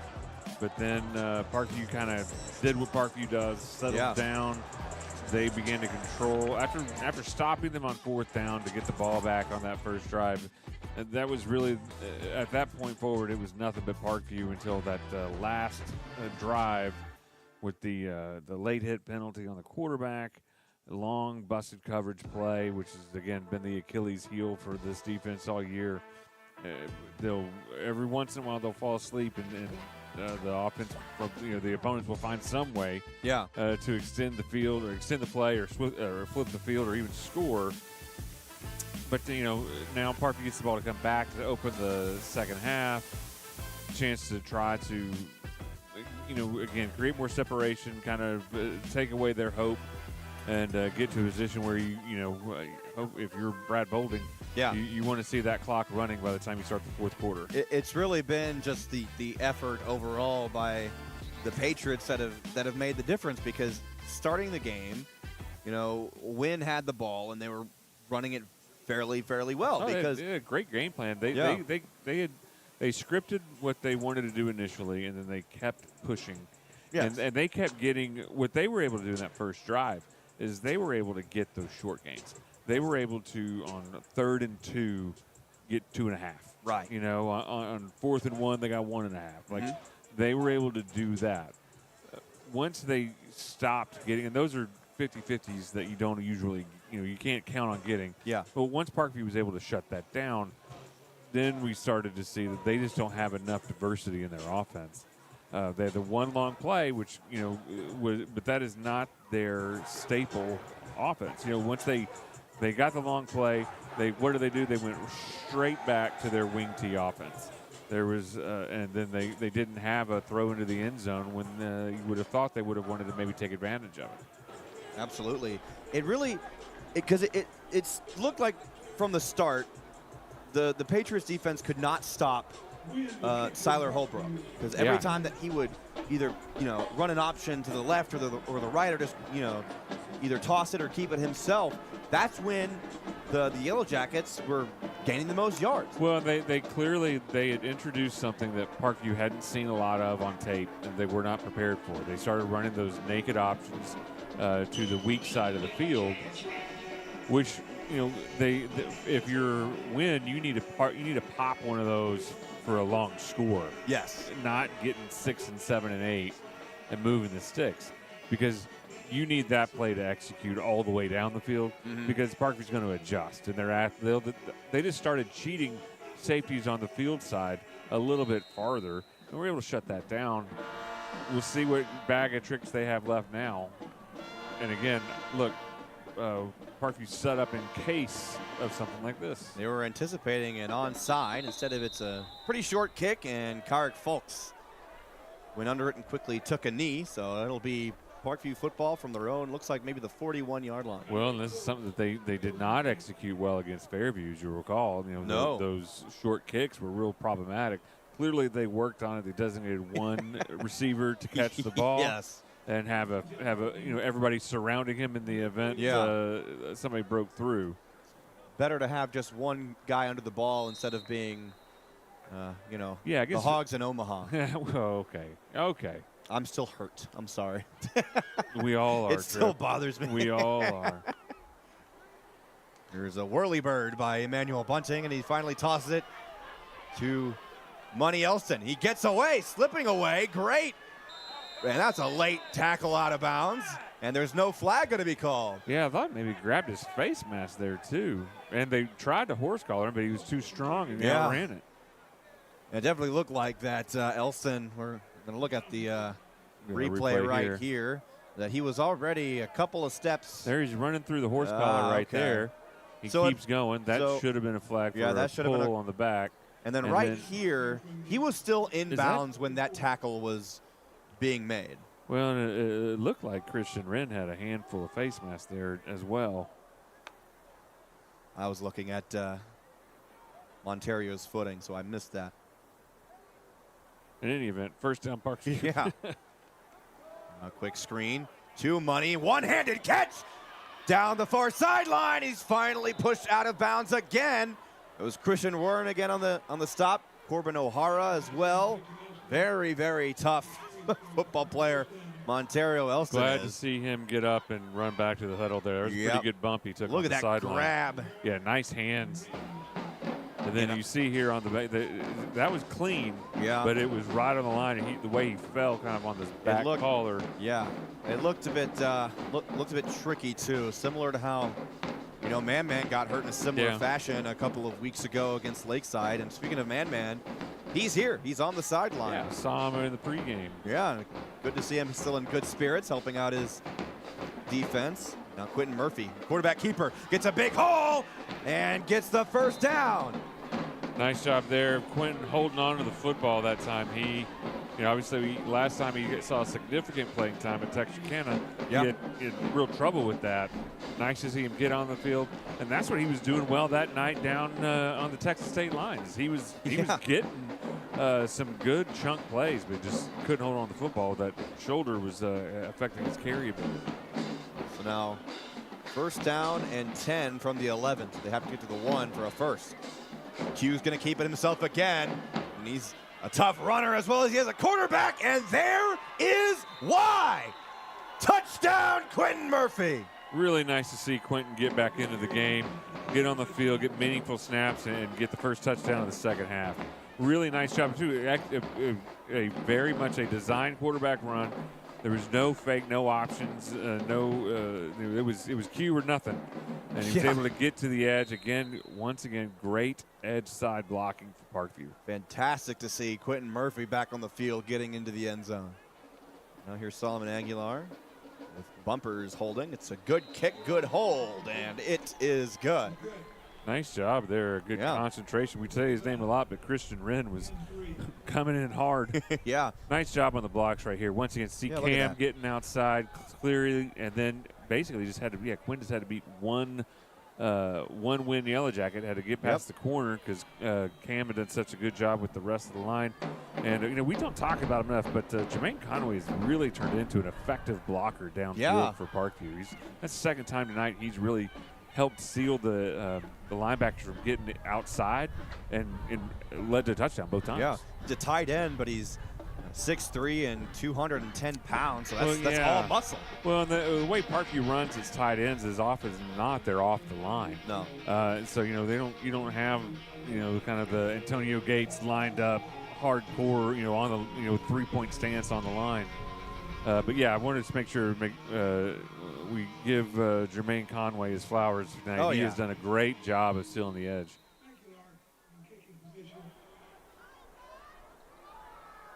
Keep playing Guns N' Roses here in the stadium, and I got to keep turning it down. I support it. I looked in the scoreboard and PA room. I think that's the only song they have on that laptop. Now here's Wren, and he looked like he almost lost the ball, but he held on to it.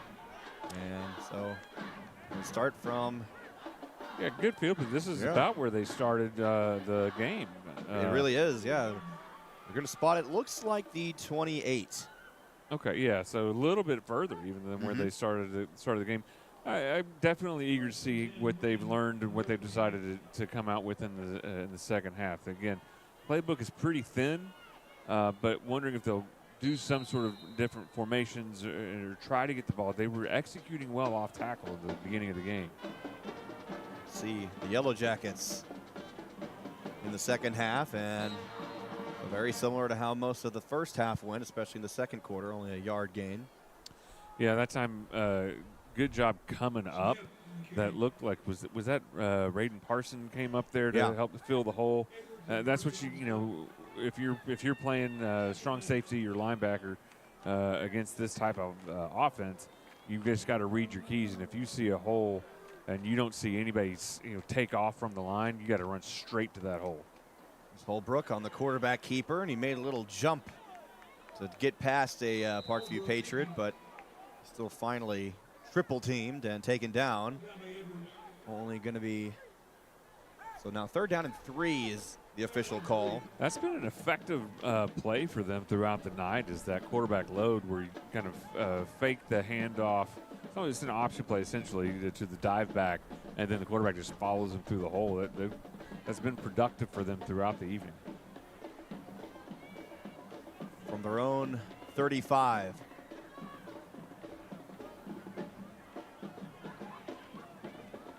Handoff near the right side, and going to be stopped just short from the looks of it. Nope. And no, they're going to say move the chains. Yeah, that's Cooper Thompson again. He is a big, tough country runner, isn't he? He just gets in, he lowers his pads, keeps his legs moving. There's not a lot of push. There's a little bit of seam, but not much. That is mostly on number 15 right there, just not wanting to go down. So the Patriots want to use their first timeout of the half. Very interesting to do it here, not even midway into the third quarter. Yeah, they must have seen something. They wanted to change personnel. I see the coaching staff pulling over and talking to their defensive line a little bit of maybe an alignment problem, especially on those inside runs that Parkview has been so good against all season. For them to, being Wynne being able to catch and move them a little bit off the line is unusual. We talked before about how deep they're lining up off of the ball, and that's intentional so they can read the offensive lineman a little bit. And it also makes those cut blocks that Wynne likes to execute so much more difficult if Parkview is a full yard off of the line of scrimmage. Absolutely. So I mentioned earlier before halftime that Parkview, they tend to make a lot of adjustments, not even during halftime in the locker room. They can adjust just like that while on the sideline, and I think that's what Coach Brad Boulding was doing there. Yeah, no, they don't want to. They understand that they have a chance to get a stop and a score and kind of put this one to bed. They don't want to give up a long drive right here. 1st and 10 from their own 38. They're in the gun this time. And no dice trying to make Parkview jump that time. Holbrook on the quarterback keeper, and running that from the shotgun is just not going to work if you're playing against Parkview. And there's exactly why. That was a very tough hit. Now we've got some jawing and some pushing and shoving. Some of the Yellowjackets didn't like that. Who was that? That was Marion Liddell. Yeah, they didn't like how he tackled Holbrook. And he held off. You can see, I mean, he could have thrown him out. It was pretty mild. It was in no way dirty. He was just getting his man to the ground. It could have been he could have gone kind of a body slam there, but Wynne trying to stand up for the quarterback. I understand why. You can see on the replay here, just gets pulled back, and Marion just has him and doesn't want him going forward. Tackles him to the side, though. Didn't throw him back on his head. Holbrook still in the game, and he's going to throw to the far side. Jace White catches it, but he's out of bounds. Good play there by Jace, but it's an incomplete pass. Disappointed. Clearly out of bounds, and not a bad actual throw right there by Holbrook. Threw it to where it's either going to be caught by his guy or that. But great job by Parkview right there, by Jace in particular, of holding up, and also you had Jermaine back there in coverage as well, not biting on that toss and falling back into coverage. You don't see Wynne do that a lot, but they did a nice job right there. Parkview did of not biting on that run fake. 3rd down and 11.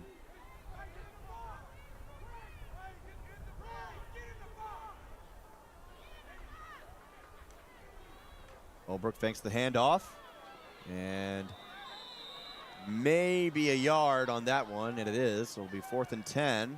Once again, just the speed of Parkview. Raiden Parson came over like a missile and wasn't going to let him go. You had looked like that was Jacory is there as well, ready to clean up. There was just no room there. As good as Holbrook has looked at times, as tough as he's been, just not a lot of running room with the quarterback run tonight outside of those handful of naked options. 4th and 10, Jermaine Penny back deep to return the punt. It's a high snap, and it gets away from him. And it's going to be still on the ground. It goes out of bounds. Parkview tried to pick it up, but it doesn't matter because they're going to start with 1st and goal. Edwards had dreams of a scoop and score yes, right there. It looked like Jace was going to try to pick him up when he couldn't grab it. Oh, they're going to give it to him on the sideline too because he had it. He just dropped the ball. He had a chance to get the a big guy touchdown and just couldn't quite get his hands on it. It's honestly a good thing that Jeremy Edwards tried to pick up the ball because that just kind of he got hit as he was trying to pick it up, so it knocked the ball forward more and got Parkview closer to the goal line. It did. I think was that is that Weatherford, their punter? He was doing his best to try to stop the big man. But yeah, now sets up Parkview. Here we go, 1st and goal. This is exactly how you want to start a drive, Trip. 1st and goal is a great way to start. There's Bunting looking to throw, looking to his left side, fires. It's just Too tall for Money Elston. Yeah, a little bit out the.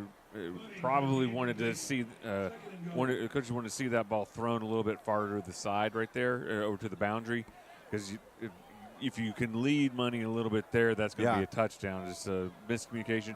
Haven't thrown the ball a lot tonight, so not easy for E-Man to get into a good rhythm. It's just the run game has been so successful. There's been little reason to throw the ball. So now, 2nd down and goal from the 8. And off to Money. Great blocks. Driving up the middle. Touchdown, Parkview. Once again, great job pulling stop start. My main man, I love watching that stop start for Money. He was able to find his way, just kind of pick his way through the all of the clutter on the ground and find his way. Great job up front by getting the run established. I believe that was Charles Landers that pulled and began to open up that hole. Money saw it, went in, saw something he didn't like, did what I like to see him do. He started, he stopped, and then he rushed into the end zone for the touchdown. Aguilar's PAT is good. So I noticed during the last couple of plays that even the PA announcer in the stadium, he doesn't say Montario Elston, he just says Money. Hey, I say Montario in case Mama's listening, but I love to call him Money because he is so fun to watch. Oh, my goodness. I mean, you said it as better than I could. He's just so much fun to watch because he's so explosive. Yeah, I mean, he is he's must-see TV because like when you see him with the ball, you know there's a chance you're going to see something you've not seen before. And when you're talking about great athletes, that's something you always want to see. You want to see them with the ball because you know they have a chance to do something. It's that possibility is what's so exhilarating. And again, he's such a smart football player. He's so patient in the hole. This is why he had college coaches drooling, and this is why many in Razorback Red disappointed because he has that natural ability. He does to he senses people around. It's like he's got spidey sense. He knows when somebody's nearby. And you can see, in case you were watching the broadcast on mute, there's a bunch of Money emojis in the chat for you, just so you know who scored that last touchdown. Love to see it. Let's see Solomon try to put one in the end zone again. He's done it. He did it last week, too.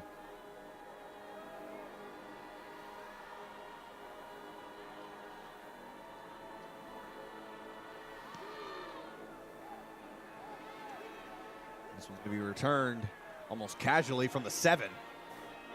Yeah. Just incredible coverage. Yeah, ran on the return, and like you said, just great coverage.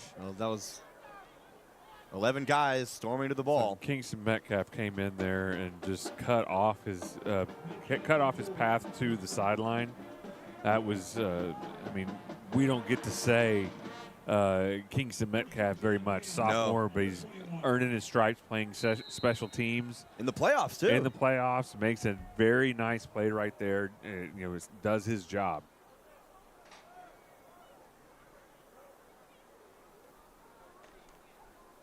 That's a new quarterback. It looks like. Was that Cooper? And a flag as that was another late hit. It looks like they're going to call it on Ja'Cory Smith because he's looks like he's talking some noise out there, as that's Grant O'Gruen, the new quarterback for the Wynne Yellowjackets. Okay. Well, we had talked about the availability of Seiler as one of the keys to the game. With dealing with a little bit of injury coming into the match, so he's taken a number of good hits tonight. That very well may be why. Yeah, you could tell, especially during that last drive, that he was shaken up by one of those hits that he took in the backfield, and yeah, he was a little slow to get up. And by the way, you now all of a sudden we kind of don't want to overlook just the boneheaded plays. You can't do that in the playoffs. It's going to cost you. And if you're Parkview, you don't expect that from any of your players. Now there's pushing and shoving. Yeah, there's some hot heads out there on the field right now. Oh, boy. And that was That was Austin Miller who had to be pulled away from a yellow jacket. They'll probably call the penalty on him because, my goodness, these teams just do not like each other right now. Well, I saw Billy Moore getting yanked off the sideline there too. Coaches wanted to talk to him as he was in the middle of that as well. Now, I will say it doesn't look like that one was fully on Parkview. Yeah, I think they're going to get both teams for something there. Now we're trying to get be able to hear the official, but of course, when he's actually given some description and detail on the unsportsmanlike and everything, the audio from his microphone is just not coming through to our audio. It's not the fact that we have our crowd mic that can hear the band. It's just we have him plugged in. There's just nothing coming through. Well, I think on that play, I think they're going to. I don't see him on the field. I must have pulled him off. 76 for Wynne. Corey Johnson. Okay. He may have been the guilty party in the white jerseys on that one. Handoff up the middle. Man, this game just got real physical. It started physical, obviously, with just how the offensive style from Wynne, and then some, more physicality continued. I think it really started on that hit on Siler Holbrook as he was being tackled to the ground. Some thought, especially on the field for Wynne, they thought that was a dirty hit because the whistle was blown during that tackle. Yeah, then again, that's just emotions of the game. You see it on tape, you're going to realize that you blew things out of proportion if you win. Randall Gruen, a sophomore quarterback, getting some playoff experience, and he's going to keep it, lowering his shoulder. He ran over a Parkview Patriot. Yeah, that was a nice, good, hard run right there. Took Elijah Jones to come up with the tackle. That was Jade McMillan that took the worst for the wear on that one. Really good, solid, tough run by the Yellowjacket quarterback right there.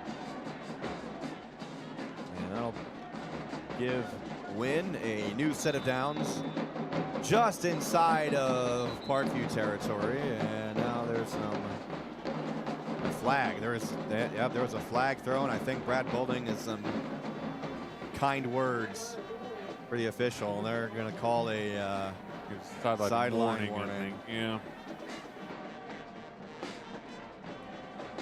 We're starting to see more players get on the field that we haven't seen all night. We're starting, Coach Boulding, up 42-3, clock's running right now. Trying to get some sophomores and juniors a little bit of playing time. The toss to the left side to Christian Wren, of gain of about 3 yards. They'll mark him at the 46. Kingston Metcalf, who we talked about on special teams, came through as part of that party right there for the tackle. Let's keep an eye on 33 Trip. We might be seeing him for the next couple of years. Okay. He's definitely got a little aggression to him, and he's able to find the ball. And we'll keep that in mind.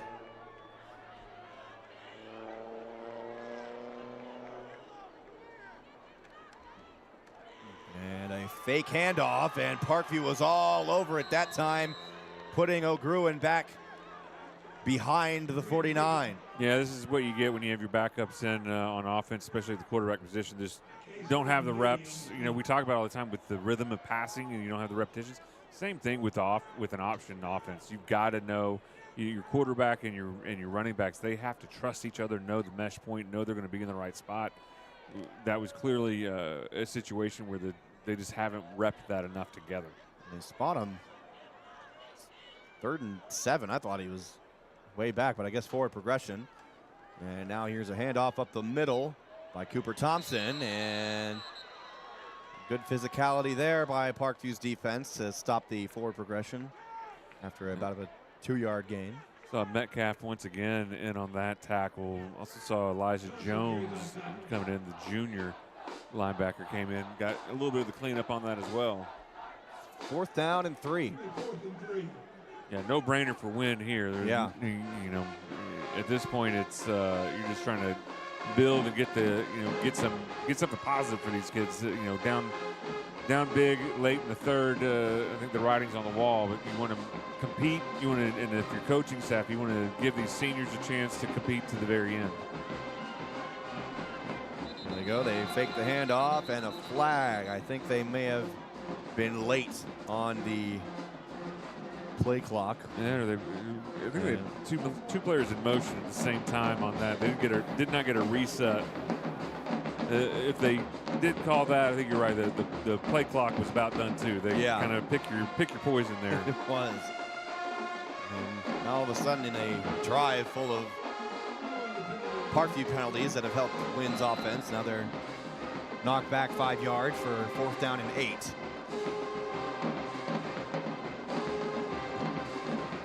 And they're going to line up almost the same way.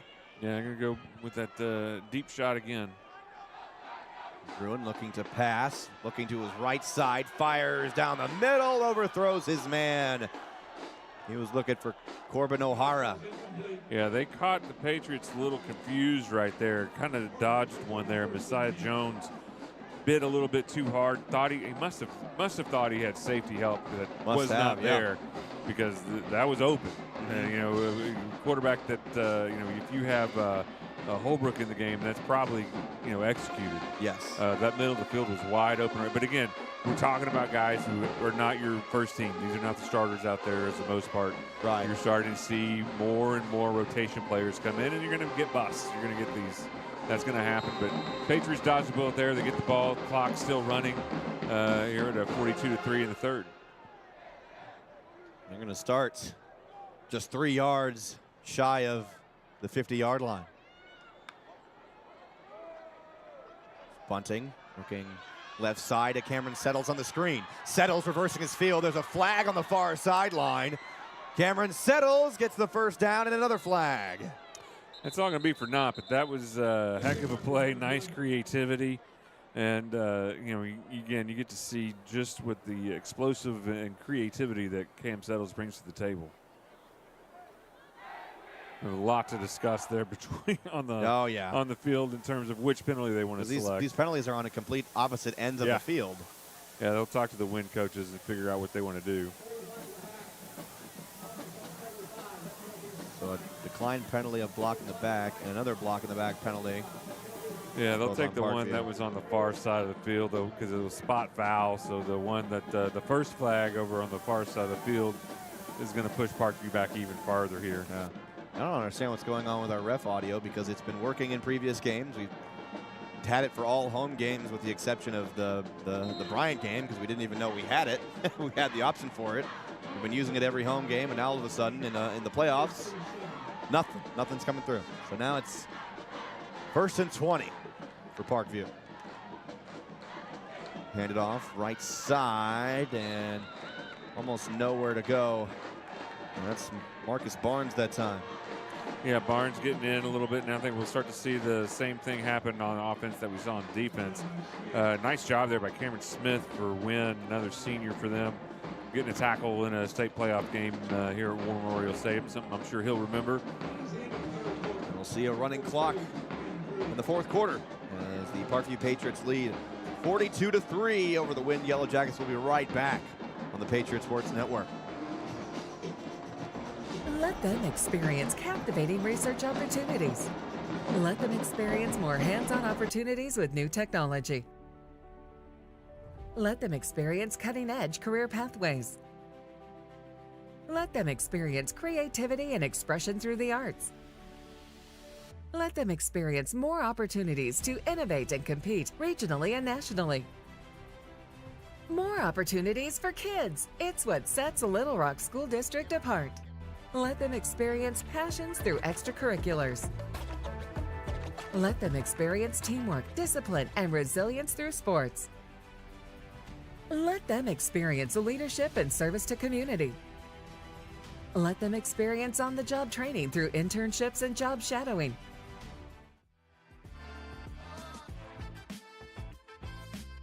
As we begin the 4th quarter, it's been all Parkview all game long. It really started to seem like some sort of, it was going to be a bit of a dogfight because Wynne controlled the majority of the 1st quarter, and that all came crashing down really as Parkview doing what they do. Yeah.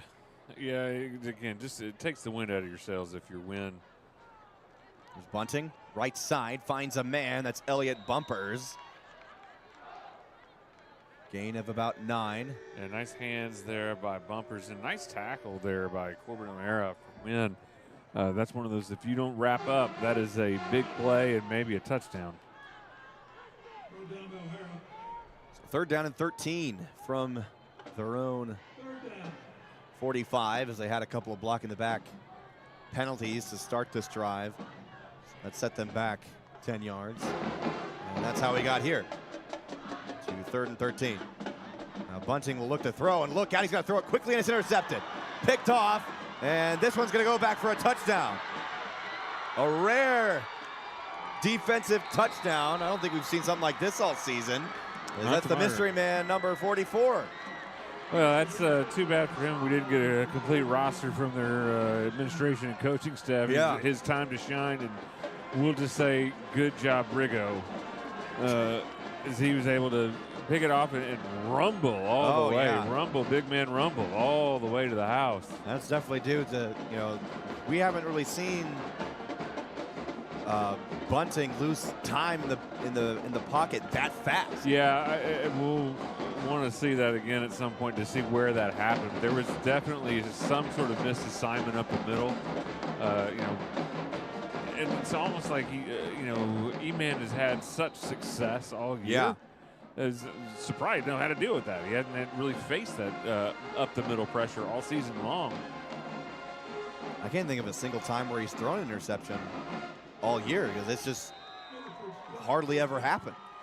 Makes you wonder if the jinx actually works inside your brain, even if you don't say it. Here it is, right up the middle. Oh, yeah, that was just a total misassignment. But it looked like Jaden Johnson. You don't see that very often. Total missed assignment right there, and allowed the rusher to break free, and the rest is history.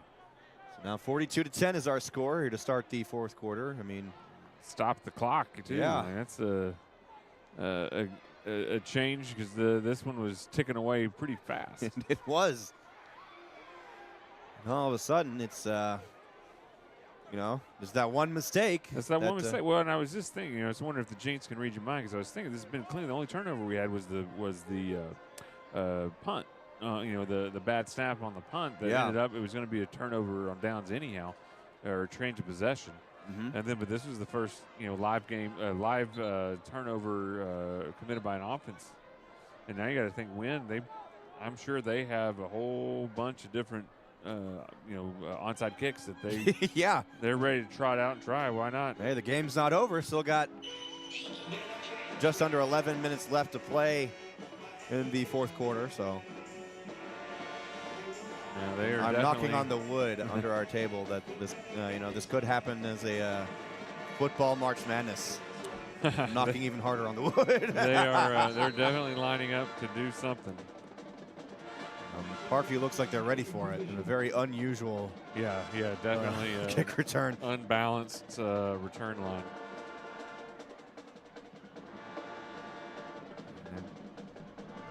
Play clock still rolling. They're going to kick it right as it hits 5. This one's going to go deep. And Cameron settles, making sure it doesn't go into the end zone, and it does. So a good coverage there. They were out at the 25-yard line, and he and Penny made the sprint to get close to the ball. So there's no insane play by Wynne. live play. I mean, that's why they do it. They didn't do it in order to kick it into the end zone. They were hoping to get lucky.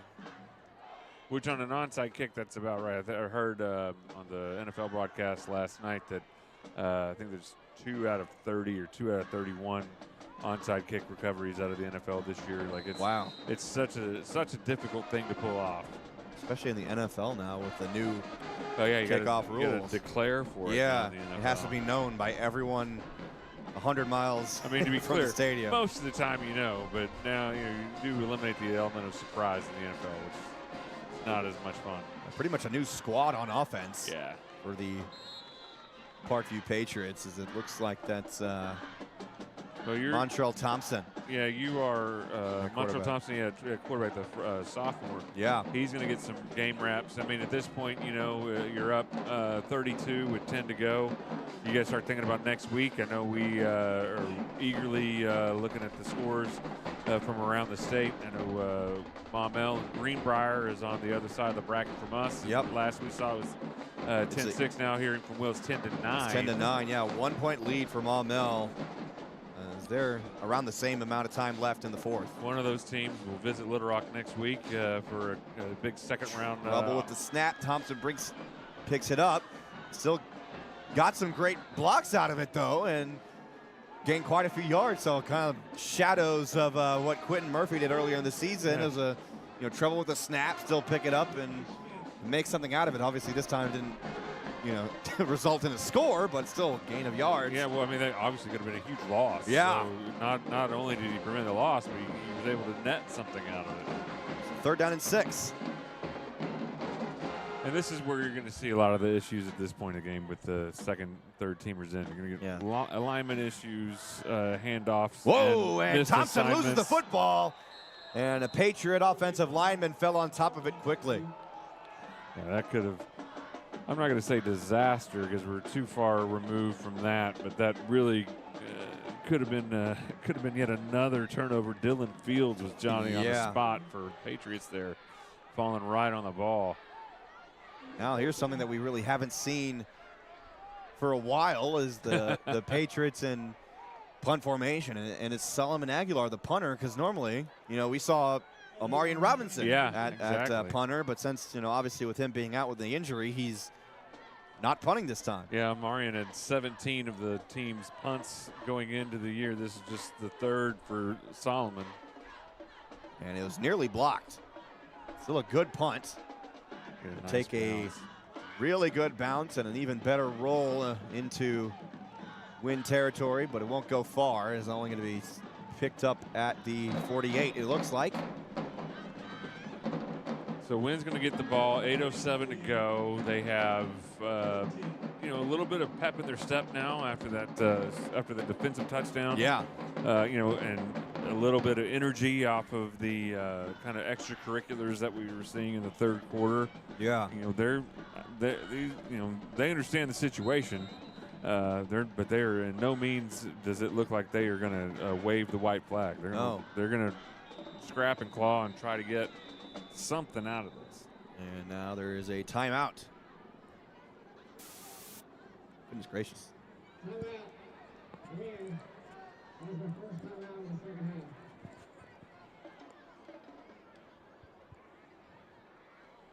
Wynne looked like they had some issues getting everybody on the field at the right time right there on that one. I think that's why they decided to go ahead and call the timeout. And rather than put themselves behind the chains right out of the gate, unlikely to need all 3 timeouts to mount a furious comeback. So let's go ahead and burn one now if you're Wynne and trying to get yourselves in a good position for to at least not be behind the chains as you try to do something positive here. Again, we're seeing a lot of different faces and numbers out on the field for Parkview right now. Wynne playing their Iron Man style of football. A lot of the same guys have not missed a snap all game. And that's a rumbling of a run by Cameron Smith.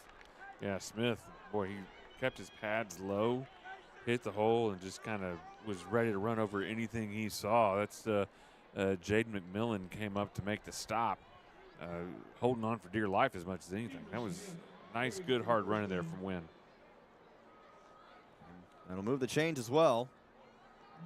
Still a 10-9 lead for the Maumelle Hornets. 10 minutes left in the fourth quarter of their game.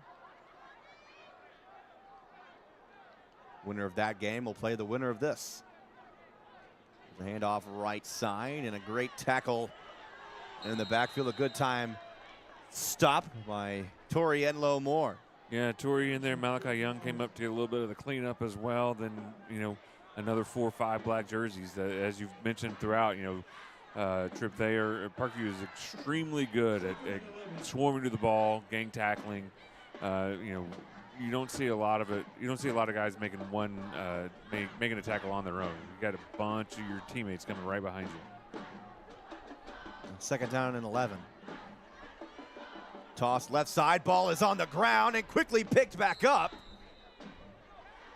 That a couple of times this game we've seen the football being bobbled. That's a number 16, another number that's just missing from our Wynne roster, so that's how it goes. Sports information department at Wynne. Yeah, I mean, good bounce for them.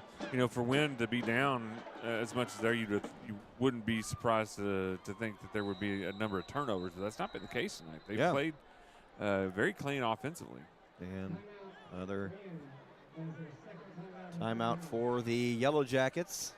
I guess the good news is they're burning them all right now, Tripp, as we get to the latter part of the fourth quarter here. And honestly, you really have to if you're Wynne. It's it's a tough decision to make, but they run the ball nearly every single play that you just have to call a timeout, because obviously this Parkview defense, even though it's the second and third stringers playing, they know the game plan pretty well, and they're reading the options almost as well as the starters. Well, they'll be first team next year. A lot of these guys, we've talked about this throughout the season. This is how you build culture. This is how you build championship tradition. Is you get players meaningful reps, not just when the clock's when you got a running clock late in the fourth. You're getting them in. A good chunk of these guys are getting good reps second half of a state playoff game. And almost a fumble on the snap as well by O'Gruen, and he quickly got it away to Cameron Smith, though. Yeah, O'Gruen, hats off to him for stepping in. I'm sure he got a good chunk of the snaps heading into the week during practice with Siler Holbrook nursing injury. But, it's tough to come in any circumstance, but right now he's way behind. Yeah. You're just trying to do something positive. You want to, if you're Wynne as a sophomore, you're just trying to help your seniors have something good happen on their last drive, perhaps. 4th and 11, a high snap again, gets away from O'Gruen, and he's going to try to make something out of it, but he's got nowhere to go. Kingston Metcalf was the first to get to him. Yeah, Kingston, he's out there having a game. Have a game, young man. Keep your eyes on 33, Patriot fans. He's going to be another one we're going to want to watch year over year. Saw Donald Lee get in on some of that action as well, and pretty much, again, once they're like sharks, blood the water. They just went for the ball as soon as they could. O'Gruen just did what he could to avoid even more disaster than what he ran into.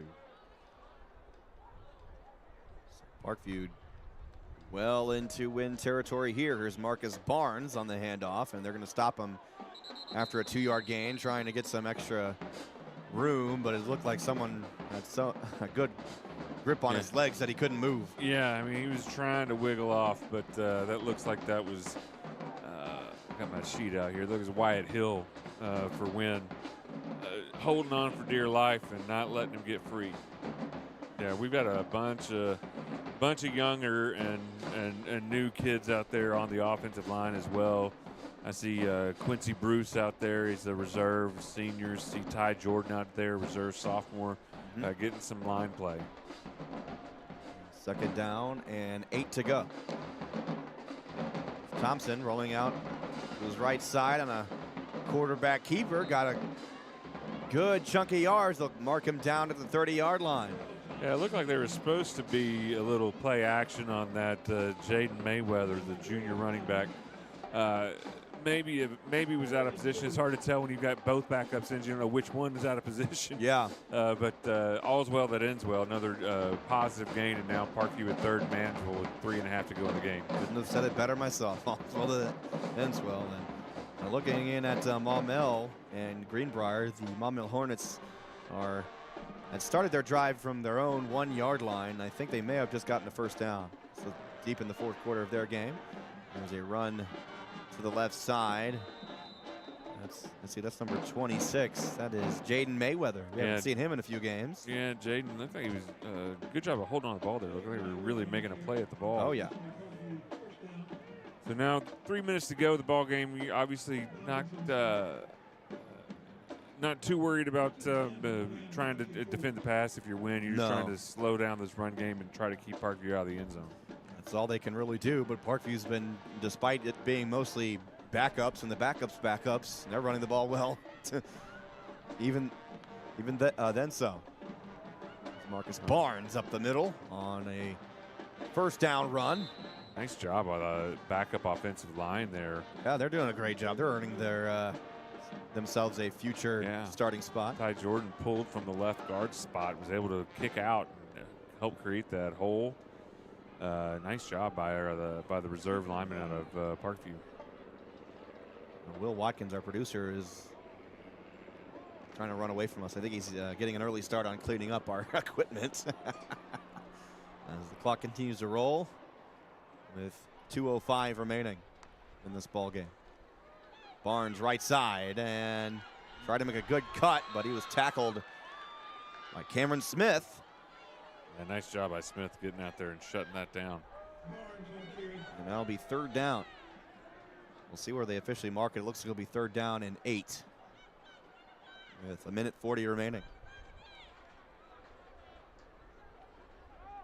Final seconds ticking away here on what's going to be a resounding first-round victory for Parkview.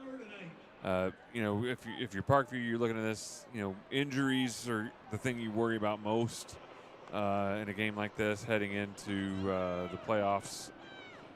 Mayweather again, and his momentum was stopped at the 20-yard line, so that's where Parkview will have it on 4th down. So they've been running the ball very well, but here they are in a 4th down situation. It looks like they'll bring out Solomon Aguilar for a field goal attempt near the middle of the hashes as we're under a minute left. Back to my thought, like if you're Parkview, you just want to get out of here without any main injuries to any of your key cogs. Seems to have avoided that for the most part tonight. We don't know what, obviously, maybe. Kick is up, and it will be short. It could have been returned from the back of the end zone, but it was not. So he kind of caught that bat like a chip shot around the green. Yeah. I think Solomon. That's one Solomon makes, you know, at least 8 times out of 10. And if you're watching the Parkview Network and are interested to see who Parkview will play in the quarterfinals next week, check out the Maumelle Sports Network as the Maumelle Hornets, Greenbrier Panthers are still close. It's a 10-9 lead with over 5 minutes to go in that game. Maumelle leading Greenbrier. So obviously we played Maumelle the second game of the season, week 1. So a rematch that I know that. Yeah, we're looking at some other I don't know scores from around the playoffs. Yes, that is that's our network's logo, the Patriots Sports Network. But look at the Maumelle Sports Network to see who Parkview will play next week. I can't read his lips. He talks like Will talks like a puppet, so it's hard to tell what he's saying half the time. But we got Pulaski Robinson up 42-14 on the other side of the bracket. That would potential meeting in Little Rock, battle of Little Rock, if you will. Yeah. If both teams are able to survive all the way to the end. And speaking of the end, we finally hit it. Yeah, a very quick game, as fueled by the Wynne wing or the Wynne tee, however you like to call it. Yeah, the Wynne tee. There we go. It's not a wing tee; it's a Wynne tee. It's a Wynne tee. They do all the different variants of the tee. Yeah, they definitely help bleed the clock quite a bit. Yeah. This is, but you know, for Parkview, this is what you want to do. You want to get out of this with a win. You want to get out of it mostly healthy. It appears that both of those things have happened tonight. Yeah. We'll obviously hear from Coach Bolding later in the week, is make sure there's no injuries we don't know about, but certainly nothing on the field that made us worry about next week. Only thing you want to work on if you're Parkview is just, I guess, some disciplinary things, because obviously we hadn't seen any pushing and shoving all season long, and then we saw a little bit of that tonight, but it really hasn't been too much of a problem. It didn't result in anything crazy, so thankfully for that. But it's one of those things, you know, the late hit did lead to a 15-yard tack on a busted coverage play that allowed Wynne to get their field goal at the end of the first half. Yeah. And then you also have to think about, like, that's the sort of they're going to get provoked. Yes. Parkview is the hunted. Yes. Everybody wants to come beat Parkview. Absolutely. And, you know, when you heavy lays the crown, right? When you're the champs, everybody wants to take a shot, and you're going to get their best shot. And they're going to do everything they can. And if they can try to knock one of the Parkview starters out of the game for a knuckleheaded penalty, and then folks are going to go after. So you've got to teach that in the next week. Yeah.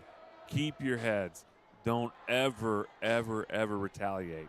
You know, we'll get them when the whistle blows for the next snap.